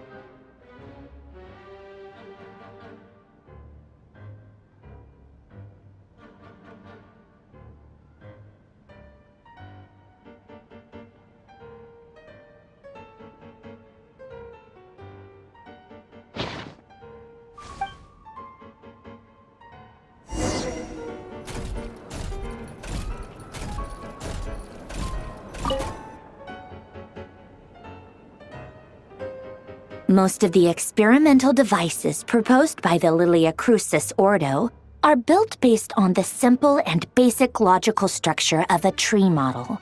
Lilia Crucis. Guess they were trying to cover up the name of the Nod-Krai Ordo? When Duke St. Germanus departed, he said, "It seems that there's no going back." Alas, he is only a genius when it comes to machines. In all other things, he is but ordinary. Excuse me? I'm sorry. That's just ridiculous. What kind of book is this? Great Detective Herlock, the Alchemist and the Clockwork Saint? Isn't this a novel? Come on. Still, the author swears that they knew Renee well. Whatever. I guess it's not beyond the realms of possibility that Renee would say nonsense like that on occasion. Memory, wishes, souls, and persona. Frankly, this sounds more like occultism, but if Albedo vouches for it, I suppose there must be some alchemical basis to these techniques. The way Alain Guillotin saw it, the world was comprised of machines. The universe needed machines, and thus his technologies were created. That's why I was born. Renee, his full name was René de Petrichor, if I recall correctly. Sounds like he and the town must be intricately connected. That place was also the source of most of our information regarding Remurian civilization. Seems like some of his projects were based on their technology. The cutting of souls and storing them in vessels. These seemingly unrelated techniques underpinned René's research. Assuming that the 4 orthants correspond to alchemical categories. The chemical marriage model? Alain would have scoffed at that. He never would have let those theories or parameters anywhere near his mathematical formulas.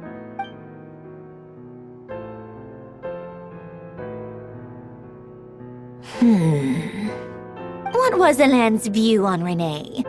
I know he mentioned the name, albeit very rarely. Oh, now I remember. Alain's old notes are here too. They mentioned Renee once. Renee seemed most out of sorts when he spoke to me. A lack of sweet foods has dulled his mind, I should think. Either way, his words are not to be believed. Yep, that sounds like Alain.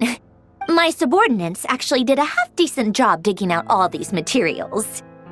Makes a change. Good for them. Some of Alain's old files are completely consistent with these records. He must have gotten them from the Tower of Gestalt. I never knew he got his hands on Renee's records that early. He may have kept them, but he never even attempted to use them. Didn't believe a word they said. Come to think of it, Renee's world formula was filled with calculations of constants. That shows he believed that the fate of the world to be predetermined. As for Alain, it's been too long. I forget what he said. What would he have said? A guy like him, fervent believer in machines, but not headstrong enough. The world can be changed. It is worth persevering. Yes, that's how he used to think at least. He created that procedure to save this world. Yet the scale of the world's fate proved too enormous. The result was beyond his ability to calculate. He died having never seen the outcome. And there I was, left behind in the ashes of his dreams. Did you really never take a close look at Renee's research? Or did you read it but deem his philosophy incompatible with your model? The very thought of trying to incorporate his ideas probably made you feel sick to the stomach. Well, don't worry, because there's a whole new category of lunatic in town. Next to Dottore, every other madman looks sane. You once asked me what I wished for. Should have asked him instead. He's the one pining for things you'd sooner die than witness.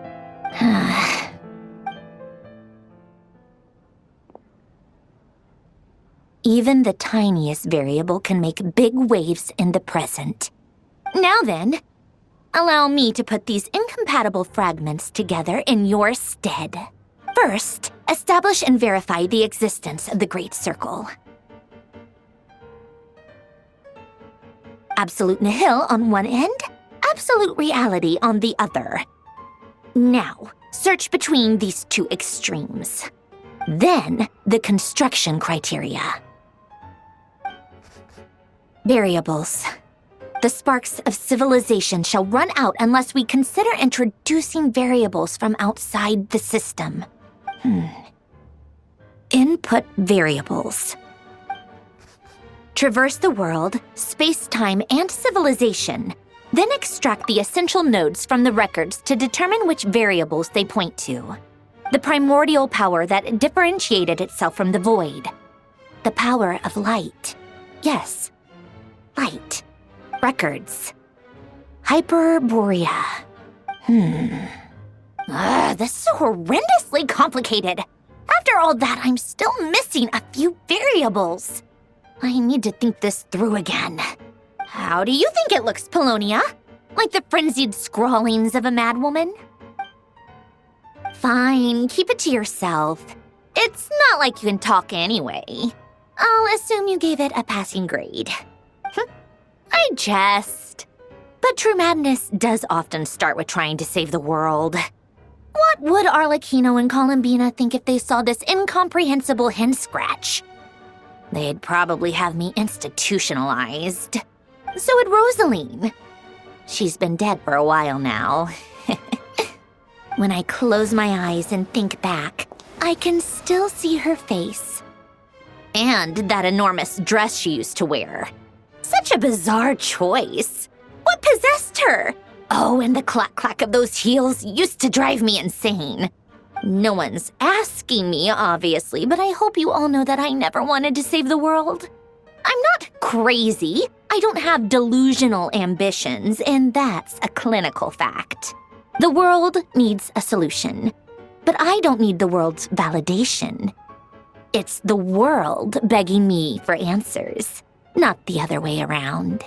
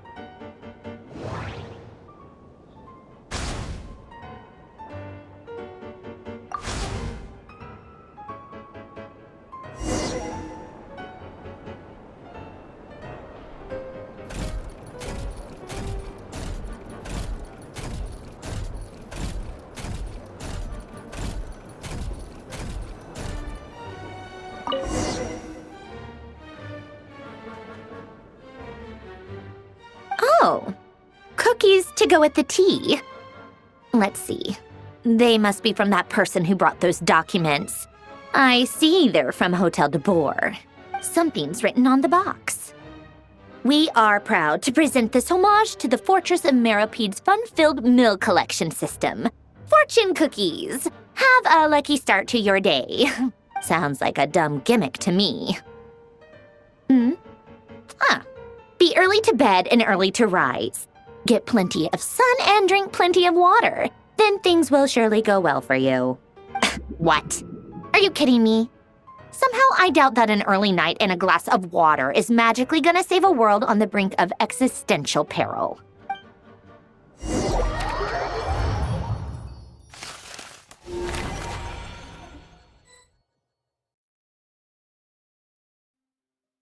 Lady Arlecchino, word has reached us that Lady Marionette's troops are all in position. They are ready to act as soon as the order is given. Excellent. The only thing is, they are fewer in number than we expected. It looks like many of them must have lost their lives at the hand of the monsters released by the Doctor. Can't be helped. Allow them to join our ranks and keep in contact. As you wish.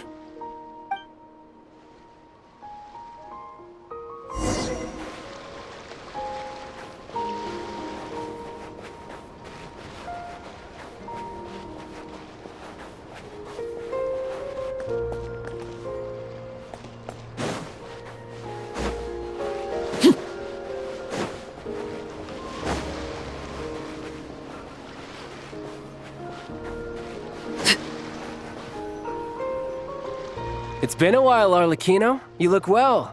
Did Dottore really have to build his lab right on the sole path between Snezhnaya and Nod-Krai? Had to go on a huge detour to stay out of its line of sight. Sounds like an arduous journey. I assume you've brought word from Her Majesty? Of course, all part of the job. Firstly, the Tsaritsa has authorized Fatui Internal Affairs to review Dottore's case. They will reach a formal verdict on whether he has turned traitor and whether he poses a threat to Snezhnaya. While they're working on that, I've been ordered to come and receive the refugees from Nod-Krai. They are nearby. My team will escort you to them shortly. Great. Aside from that, Her Majesty has a message for you and Sandrone personally. Huh? Where is Sandrone? She stayed behind to work since I was making the trip anyway. It seemed sensible to have one person on standby at base while the other came out to meet you. All right, guess that's just how she rolls. In that case, tell her that the Tsaritsa's decree this time is pretty awesome sounding. I think she'll like this one. Still, I wonder what... Wait, what's that? Did one of our troops turn into a monster? Take him out.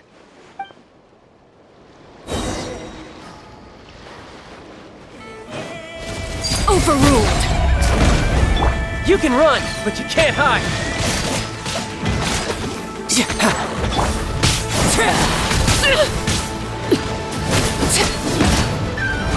You've gotten stronger, Arlecchino. Nice. Stop that right now. I appreciate the praise, but I am not fighting you today. I knew it.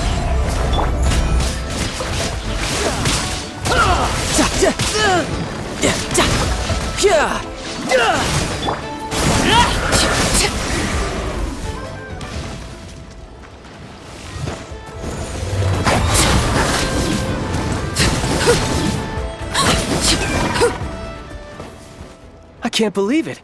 He was a living, breathing human one moment, and the next? Another fine piece of work by our dear colleague, I'm afraid. What in the world has been going on in Nod-Krai? A lot. But long story short, Dottore stole 2 moon marrows that should have belonged to Columbina, then built a 3rd moon marrow of his own to concentrate the Tri-Lunar Authority in his hands. What? What do you mean he built a moon marrow? People build roads and houses, not moon marrows. What's his next DIY project? He's gonna build a god? You could stand to be less surprised. We are harbingers. The work we are engaged in makes the creation of gods seem mundane by comparison. I tell everyone who asks that you once crossed swords with Rex Lapis while serving as a key supporter for Rosaline's plan. But right now, you're acting like a common adventurer. Thanks for speaking up for me. Those 2 really took me for a ride back then. Then again, surely no common adventurer would manage to get tangled up with them the way I did. That's gotta count in my favor, right? It almost sounds like you wish to repeat the experience. I might have to lower my opinion of you. No. I'll stop talking. Please, go on. Dottore is currently still experimenting with his newfound power in ways that continue to corrode the outside world. As for the human mutation, I believe this is simply a consequence of his experiments, and not a strategic move. That radiant beast was once a subordinate of Sandrone's. I suspect he was only allowed to live so that he could become an experimental subject. Also, those of us who fought Dottore have been afflicted with a curse. As such, I cannot leave Nod-Krai. This is so much worse than I thought. No wonder Her Majesty's decree is so extreme.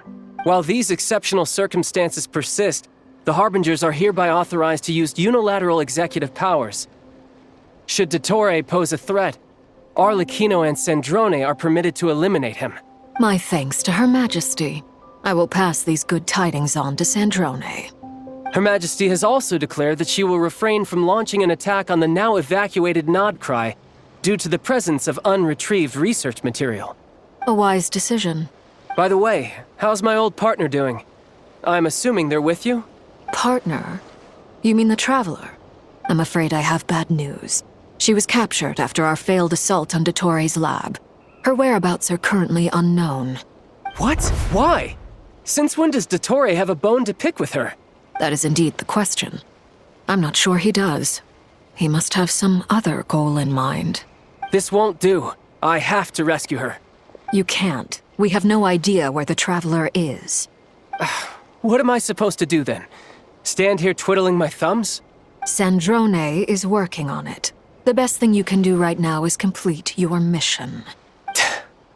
Fine. I guess I'll leave this to you then. One last thing. Tell the Rooster to get the message out to the gods and citizens of every nation in Teyvat. Beware.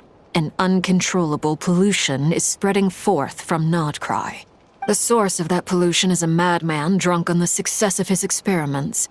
The Fatui and our allies will endeavor to contain the threat. However, if Nod-Krai falls, things are likely to escalate. Considering Dottore is one of our own, all Fatui stationed in Nod-Krai consider it our duty to stay and fight him to the bitter end.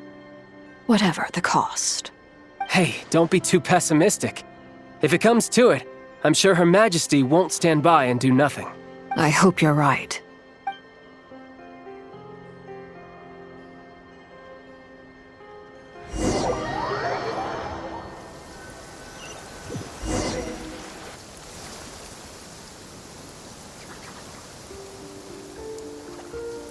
You're right on time. Thanks. Hey, do you think I'll get that gliding exam exemption? I made sure I was on my best behavior in Mondstadt. I landed well outside the city and walked in through the gates. I'll help you apply, don't worry. For now, let's see what we have here. What are the Doctor's energy fields even made from? The usual attract and repel principles that govern Kuvaki don't seem to apply to them. They are very mysterious, but ultimately, they appear to be comprised of energies from the three realms. Thanks to research by Master in the Hexen Circle, we know that Teyvat's 7 elements are derived from the more primordial power of the Light Realm, which is antagonistic with the power of the Void Realm. Since you have the power of the Dragon Durin within you, I'm sure you can already tell that this energy field contains no abyssal energy. That's true. It's not abyssal energy, it's something pure, wild, and untamed. I've been thinking about something. Do you still remember the device that Dory supplied from the Academia when you and Miss Columbina fought Rarier? That was one of the most marvelous feats of ingenuity I've ever seen. The design, the craftsmanship, the material selection. I couldn't fault any of it. Not to mention the operating principles. Surely the most ingenious feature of all. Dory didn't go into detail on how it functions, but I have a working theory. The clue was that Miss Columbina was somehow able to use the pyro energy that you provided, despite the fact that, as a moon goddess, she should only be able to use light realm energy in principle. Now, all elemental energy is, of course, derived from light realm energy to begin with. Hence, I suspect that the device works by restoring elemental energy to its original state. This presumes a theoretical model of the 7 elements akin to that of light refracted through a prism. Perhaps it is no mere analogy. Maybe there is indeed a prism in this model. I almost wonder if the idea for the device was conceived based on direct observations of said prism. It would explain how such an ironclad design concept was achieved. It is at once a masterwork of engineering and a groundbreaking application of the Academia's latest elemental theories. I suspect only Lesser Lord Kusanali herself could have devised such an ambitious technology. But back to the energy field before us. If this is pure light realm energy, its relation to elemental energy is one of integration versus division. Or you could say that the former contains the latter. Could this mean that elemental energy can dilute the power of the light realm? Should we give it a try? We should.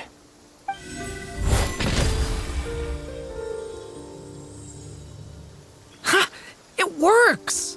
Clear signs of disruption were detected at the periphery of the energy field. This indicates that elemental energy can disturb or even negate the field. Now you try. All right, here goes. It's working! Switch to abyssal energy and attack again. No surprises there. Abyssal power drains the energy field to a significantly greater extent. I now feel confident in asserting that the energy field is indeed pure light realm energy, and that elemental energy can dilute it. But the energy field is huge. How much elemental energy will it take to neutralize it? We don't have to neutralize it completely. We can try other approaches. That's all for theory. Would you like to continue watching? So you knew I was here? Huh? When did you get here? A while ago. But Albedo sounded like he was working on his thesis defense back there. Back in Sumeru. You can end a person's whole career by interrupting them mid-speech. Very thoughtful of you. I'm truly touched. Could I ask you to lend me a hand? With what? A little test. Try using Animo to unleash a concentrated assault with circular blades, with the goal of breaking through at a singular point. Nice! This time it tore through the field. Tremendous.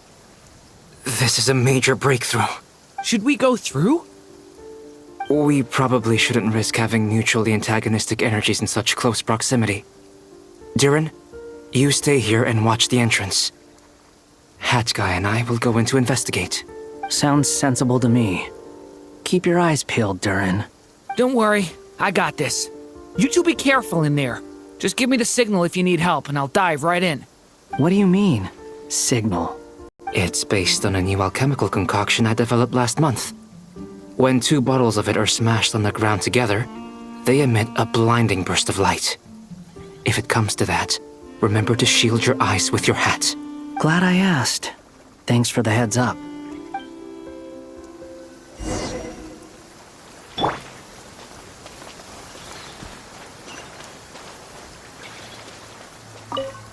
Like I thought. Beyond a certain distance, we can't see the opening where we came in. Maybe that's to prevent people from escaping. Sounds like Dottore's style to me. Not much has changed. Things are basically the same here as they were before the energy field appeared.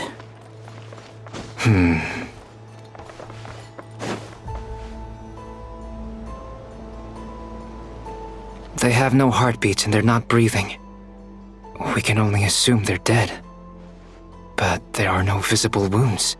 Also, there's an animal squatting next to each body. It's watching us. That's not an animal's gaze. What are you trying to tell us? Doesn't seem eager to talk. I guess maybe it's just an animal after all. Let's keep looking around.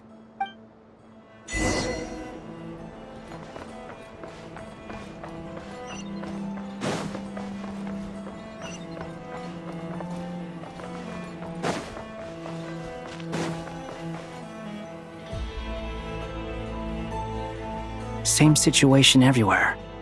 Not a living soul in sight. Just countless bodies with animals standing watch over them. Well, I think we can safely rule out the possibility that they're all pets.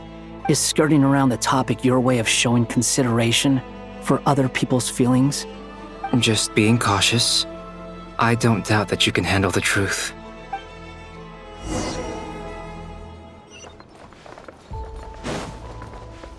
Quit following me. Huh. Careful. Please, help us. Please. Over there, I hear a voice.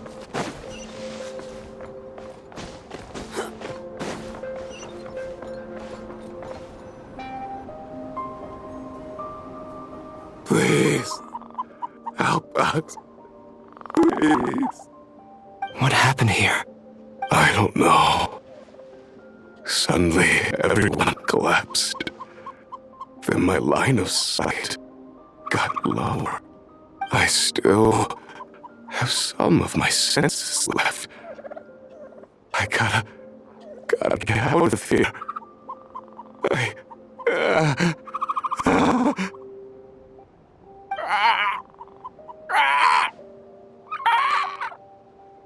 It looks like there's a huge experiment going on inside this energy field.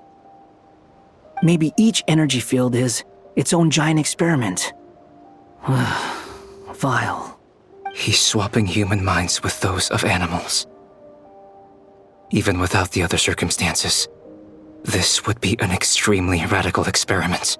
Those people may have lost their sense of selves, but they are not fully animals either. If they were, they would have left.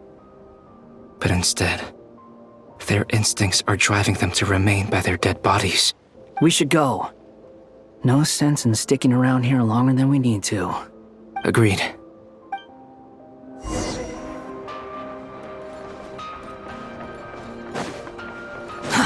Too slow.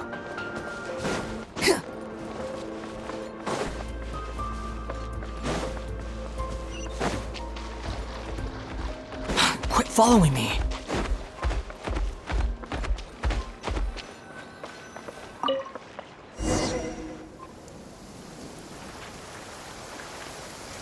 Ah, you're back! Everything okay? We saw some things that take a strong stomach. Otherwise, we're fine. We should share our findings with the others.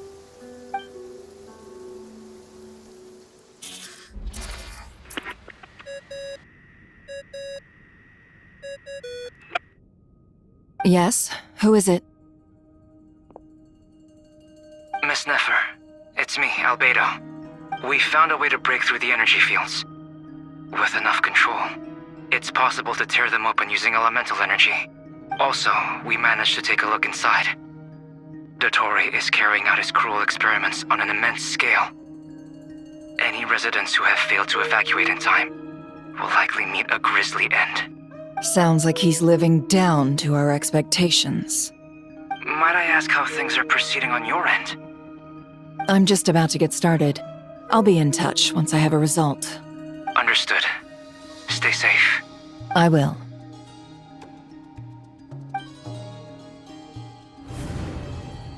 Well, Nefer, I'll link up with you once my tasks are complete. What makes you think I'd need you to do that? I'll need it. And considering the way you approach certain matters, I think you'll be better off with me present.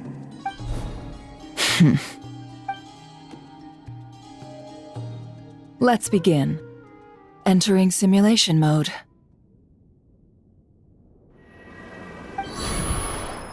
A vast wasteland. Is this the Traveler's inner world? I was expecting something more vibrant, to be honest. Wait, someone's there. What are you looking at? In that case, I'll look at it with you. I want to know all about everything you've seen and experienced. Is there somewhere I should return to? Or should I stay here and be the hero everyone says I am? I don't dislike my current life. Roaming the land, fighting battles, accomplishing missions, earning a living, looking after Paimon. It's not so bad. I guess the only thing that's missing is that you're not here with me. This is the conscious layer, which contains a person's true feelings. It is filled with both longing and kindness. I suppose anyone who lives long enough ends up wishing for someone who can't be there. Maybe it's the only way we can feel truly alive. Time to delve a little deeper.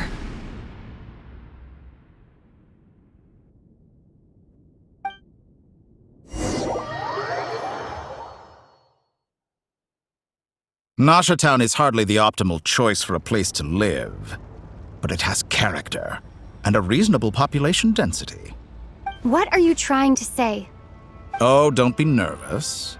I was just thinking where might make a good starting point for your journey. Perhaps I should send you further afield. Conria, perhaps. Conria ceased to exist long ago. Once again, you fail to understand the possibilities that the Tri-Lune creates. Anything that has existed in the past, I can now recreate. You simply do not wish to see that happen. That might be because you miss your sibling and fear getting answers that you are not ready to learn. But this is not for me to judge. If we are to collaborate, we need to maintain an amicable relationship. In a moment, you will be able to... Oh no.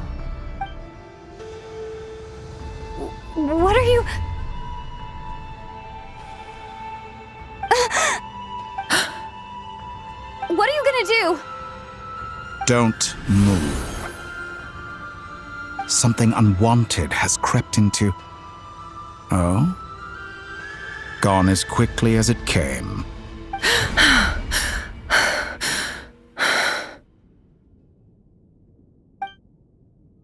Did you save me?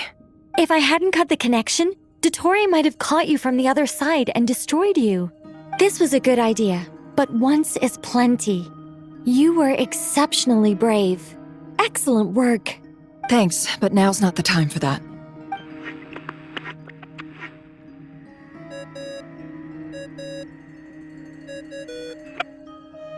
Albedo speaking.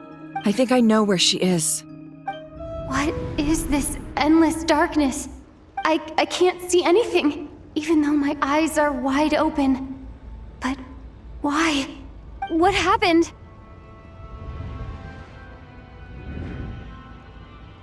Ah, sorry about that.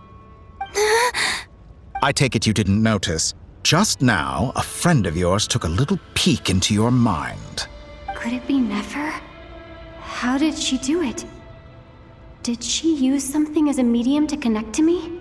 Do you think she's aware of your current circumstances? Oh dear. Have I stunned you into silence?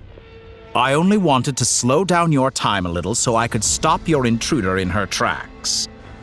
It would have been nice to capture the spy. I must say, I'm finding the ability to adjust the flow of time rather intriguing. The moment you closed your eyes, time seemed to grow impossibly viscous, didn't it? A whole month passed before you opened your eyes again, but only for you. No one else was affected. I dare say this is something only a god can achieve. Point taken. You've proven once again that you have god-tier powers. Oh, you misunderstand. This wasn't about proving a point. I was testing things out. I find I learn best by doing, and I have to admit, time is not the easiest dimension to control. I only wanted to make you sleep for a short while, but it ended up lasting a whole month. Clearly some finesse is required to wield the authority over time as I wish. I hope you're not angry with me. It was only a month's discrepancy, nothing too serious. Had I been off by a year, a decade, or even a century, that would have been quite a different story. You could have frozen me for millions of years. So much for collaboration. You aren't showing much sincerity. Millions of years? To what end? I wonder if you don't understand humans all that well. They are very pragmatic creatures who understand only that which they can perceive with their senses. If I had you sit here for a week, I imagine people might sympathize. But if I left you here for 100, 1,000, or 10,000 years, the sheer size of that number would cause it to lose all meaning to them. They would not have the capacity to comprehend your suffering, and thus they could not empathize. Unfortunately, while gods do exist in Tevat, it is ordinary humans that account for most of the population. Their lifespans are so limited, their bodies so fragile. Did you ever really hope that they could begin to understand someone like you? Your long life and unique origins make you fundamentally different from them. How long will it be before they start to treat you like the alien you are? Before you are ostracized, outcast? Alien. Even I feel bad for you sometimes. This world has made you into a slave. So many times you have served its will, and not once have the powers that be ever thought to grant you the one simple thing you wish for. You have been treated most unfairly. I can change that. I will grant you special privileges and give you back the status you rightly deserve as a descender.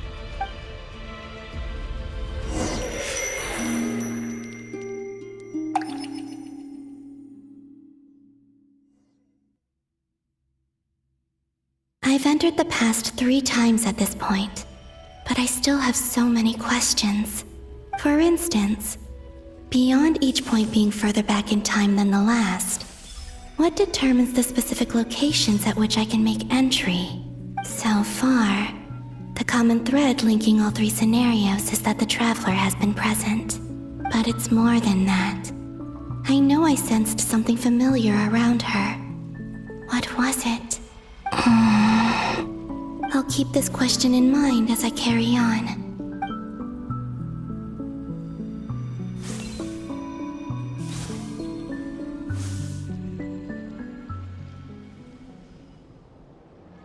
Humans, you never change. Always trying to use powers you neither comprehend nor control. This looks like Star Sand Shoal. Was this before Rarier regained his physical form? You've messed with the cannon again, huh? Sorry, but this round's not gonna go your way. The cannon. That's right. I was at Silver Moon Hall and I sensed an abnormal Kuvaki fluctuation coming from Nasha Town. And right after that, came an ominous power emanating from Star Sand Shoal.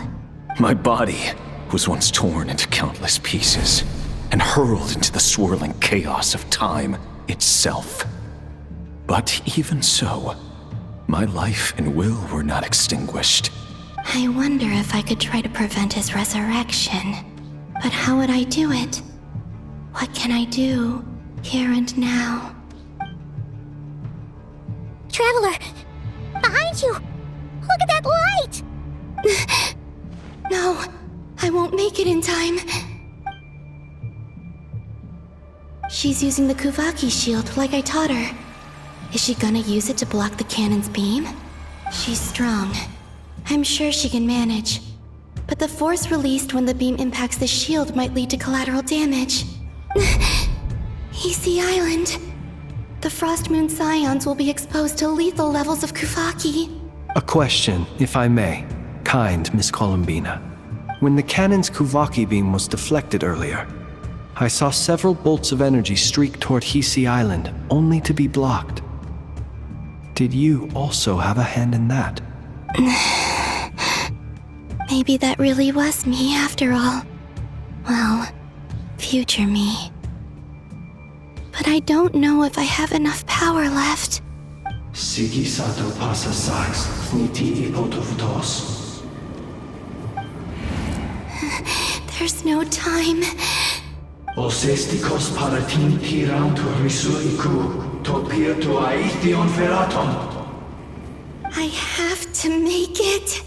Oh, Frost Moon. Oh, great land. Oh, slumbering moonlight of Nod-Krai.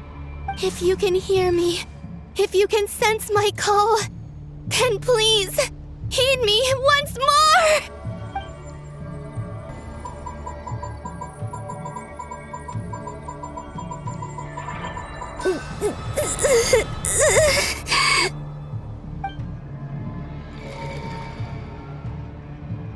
Did it work?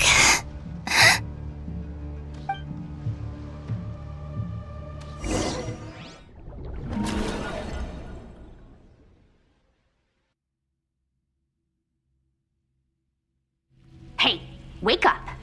Hey, did you hear me? Columbina, I said wake up, now! Oh, good morning, Sandrone. It's 3 in the afternoon, actually. And could you kindly not use my quarters as your personal nap room next time? But I feel so safe here. And your coffee, right? It's so bitter, but it smells lovely. It's like you were raised by wolves in a forest or something. What did you drink growing up? Grass tea? The Frost Moon Scions certainly led a more frugal existence than the Fatui. Then I'll bet you've never eaten one of these before. It smells delicious. That's because it's a Fontanian recipe. I had a little free time today, so I made a batch. Rosaline will be here shortly, but if you really can't wait, I guess you can go ahead and... Hey, At least let me finish before you start eating. Did the Frost Moon Scions not teach you basic table manners? Or did the rules not apply to you because you're the high and mighty moon goddess? These are so tasty. Of course they are. I made them. I was worried they might contain traces of machine oil. What? You know, there's something I've always wanted to ask you. Why did you leave your old home and join the Fatui? I mean, I'm sure their food was awful. But there's gotta be more to it than that. Well, life there didn't go quite how I imagined. What were you expecting? You're a god. Your followers are gonna make some demands of you, right? Surely you can just answer a few prayers here and there in return for the free food and drink. How bad can it be? Well, would you help other people just for free food and drink? The doctor told me that you were created by a great mechanic, Lord something Fisher. The Lord Artificer. Ugh, some people can't keep their mouths shut. Oh, Lord Artificer. And didn't he have something to do with the, narcissist? Narcissenkreuz Ordo. Yes, that was it. Narcissenkreuz Ordo. So, would you try to fulfill their wishes? You must be joking. I wouldn't go even if they paid me. I don't even know them. Exactly. Well, I felt the same way. I did not know the people who made demands of me. What do you know? We're on the same page for once. In his later years, Alan did ask me if there was anything I wanted to do. If I had any wishes of my own. Well, I don't. And I'm not in any mood to fulfill someone else's either. Who's Alain? He was the... You know what? Never mind. You're not gonna remember. Anyway, the point I'm trying to make is, neither of us is the self-sacrificing type. Let me ask you this. What sort of place would you like to live in, if you could choose? A place where people don't ask me for things I cannot give them. Where they don't worship me, or fear me, but just want to chat with me like a normal person. I'd also like the freedom to come and go as I please. And ideally, it would be somewhere with the smell of coffee and snacks.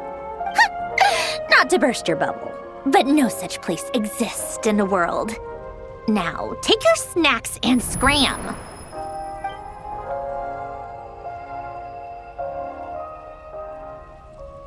Did I pass out? Of course. I'm back here again. I dreamed of events from my past. Sandrone. Traveler. I miss you all so much. Back there. I guess I managed to harness all the Kuvaki energy on Hisi Island. But how did I do it? Time is flowing backwards here, and I can use that familiar power to enter the world of the past. That mystery ally everyone talked about. It was me all along. I can sense that there isn't much more power remaining up ahead. What lies at the end of all of this? Will time keep flowing into the past? And will I ever find my way back?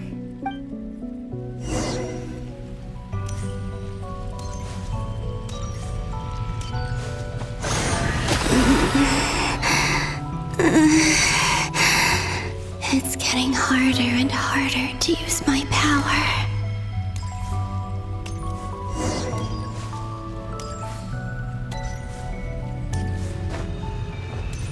I'm no match for the Abyss in this state. I need to avoid the contaminated fragments.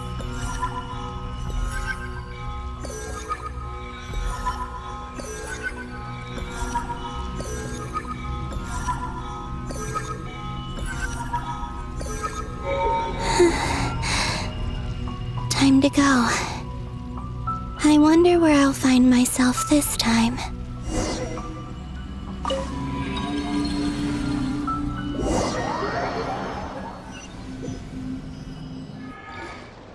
The Final Night Cemetery. This is where Flint's is based. Or not! How are we supposed to read through this many files? Difficult, yes, but it is also our most efficient option. Seems like they're searching for information. Oh, I remember. Flint and Varga talked about some files on the Wild Hunt. Was this my doing too? To expose the true intentions of this Rerir, we need to dive into Nod-Krai's history. Are my actions changing the past? Or are they simply completing a process? Is all of this inevitable? Or am I the one making these decisions? If I choose not to help them now, will it change how things turn out? Hope we don't land on our heads then. They're my friends. I can't not help them.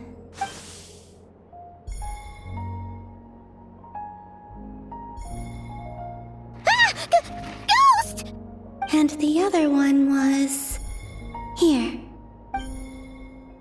Hey! Another file's moving!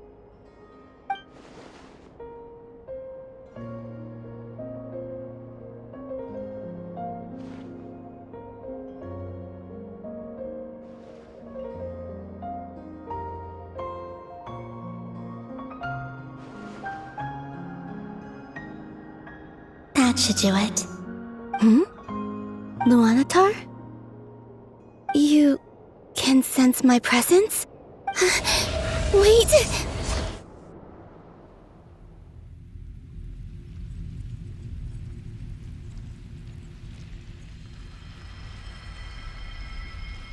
Luanatar.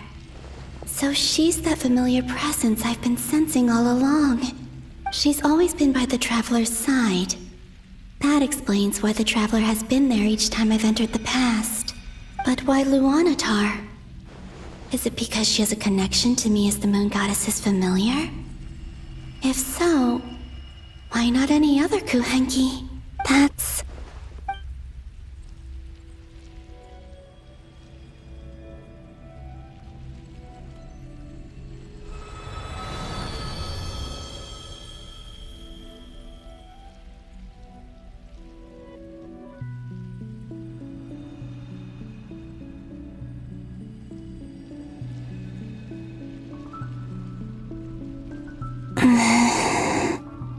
I cannot sense any power up ahead. Just a void, stretching out into infinity. This is likely my final chance to enter the past. It's now or never. I have to find a way back.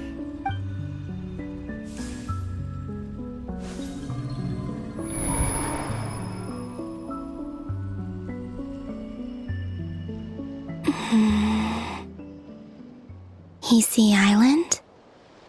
How far back in time is this? Where's Luanatar? I can't sense her presence this time.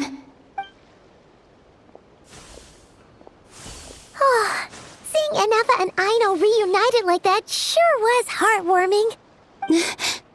Traveler, Paimon. No, stay calm. I don't have much power left to change things.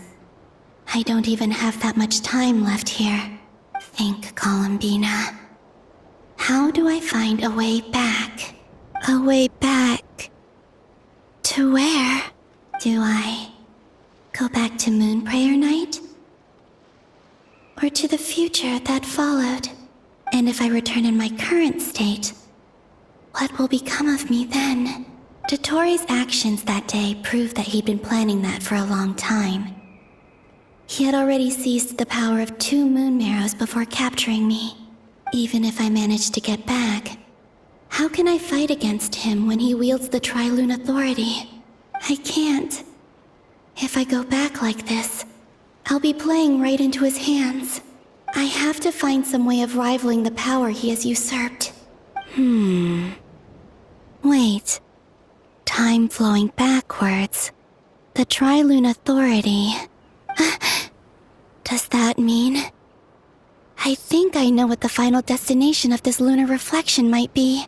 I know what I must do. Speaking of homes, we must already be close to where the Frost Moon Scions live. The vibe here feels different, just like the scenery. But how do I communicate my plan to my friends? Should I write it down here? No. Someone else will see it. I need something with a close connection to me. Something I can use as a medium to tell them what's happened to me in here. Now it makes sense.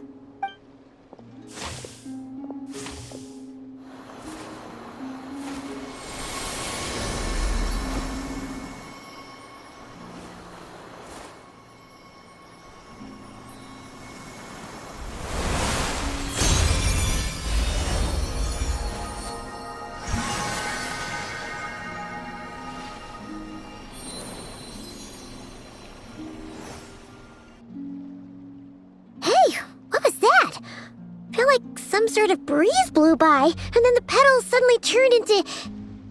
Huh? It was I who brought Luanatar into being. I gave up a piece of my own soul to create her. That's why I could sense a familiar power from the moment I entered this space. It also explains why she's been present in every past location that I've entered. Because we have a deep connection. Hey there! What's your name? And the reason why there are no more gates to the past after this point is that Luanatar hadn't been born then. No wonder I sensed the trace of a blessing when we first met. But I still didn't recognize the soul hidden within you. Back then, I was just a little lost dove. I had yet to become Columbina Hyposelenia. Go on now. We've got stuff to do. Best you find someone else to hang out with. Hey, you scared it off. I'll be counting on you. Remember to stay by the traveler's side, guide her, and help her in my stead. Oh, and bring her to the garden where the moon prayer blossoms grow. There's a little lost dove there who will need her help. Go on. You too. Go and live your story. As for mine must go in a different direction.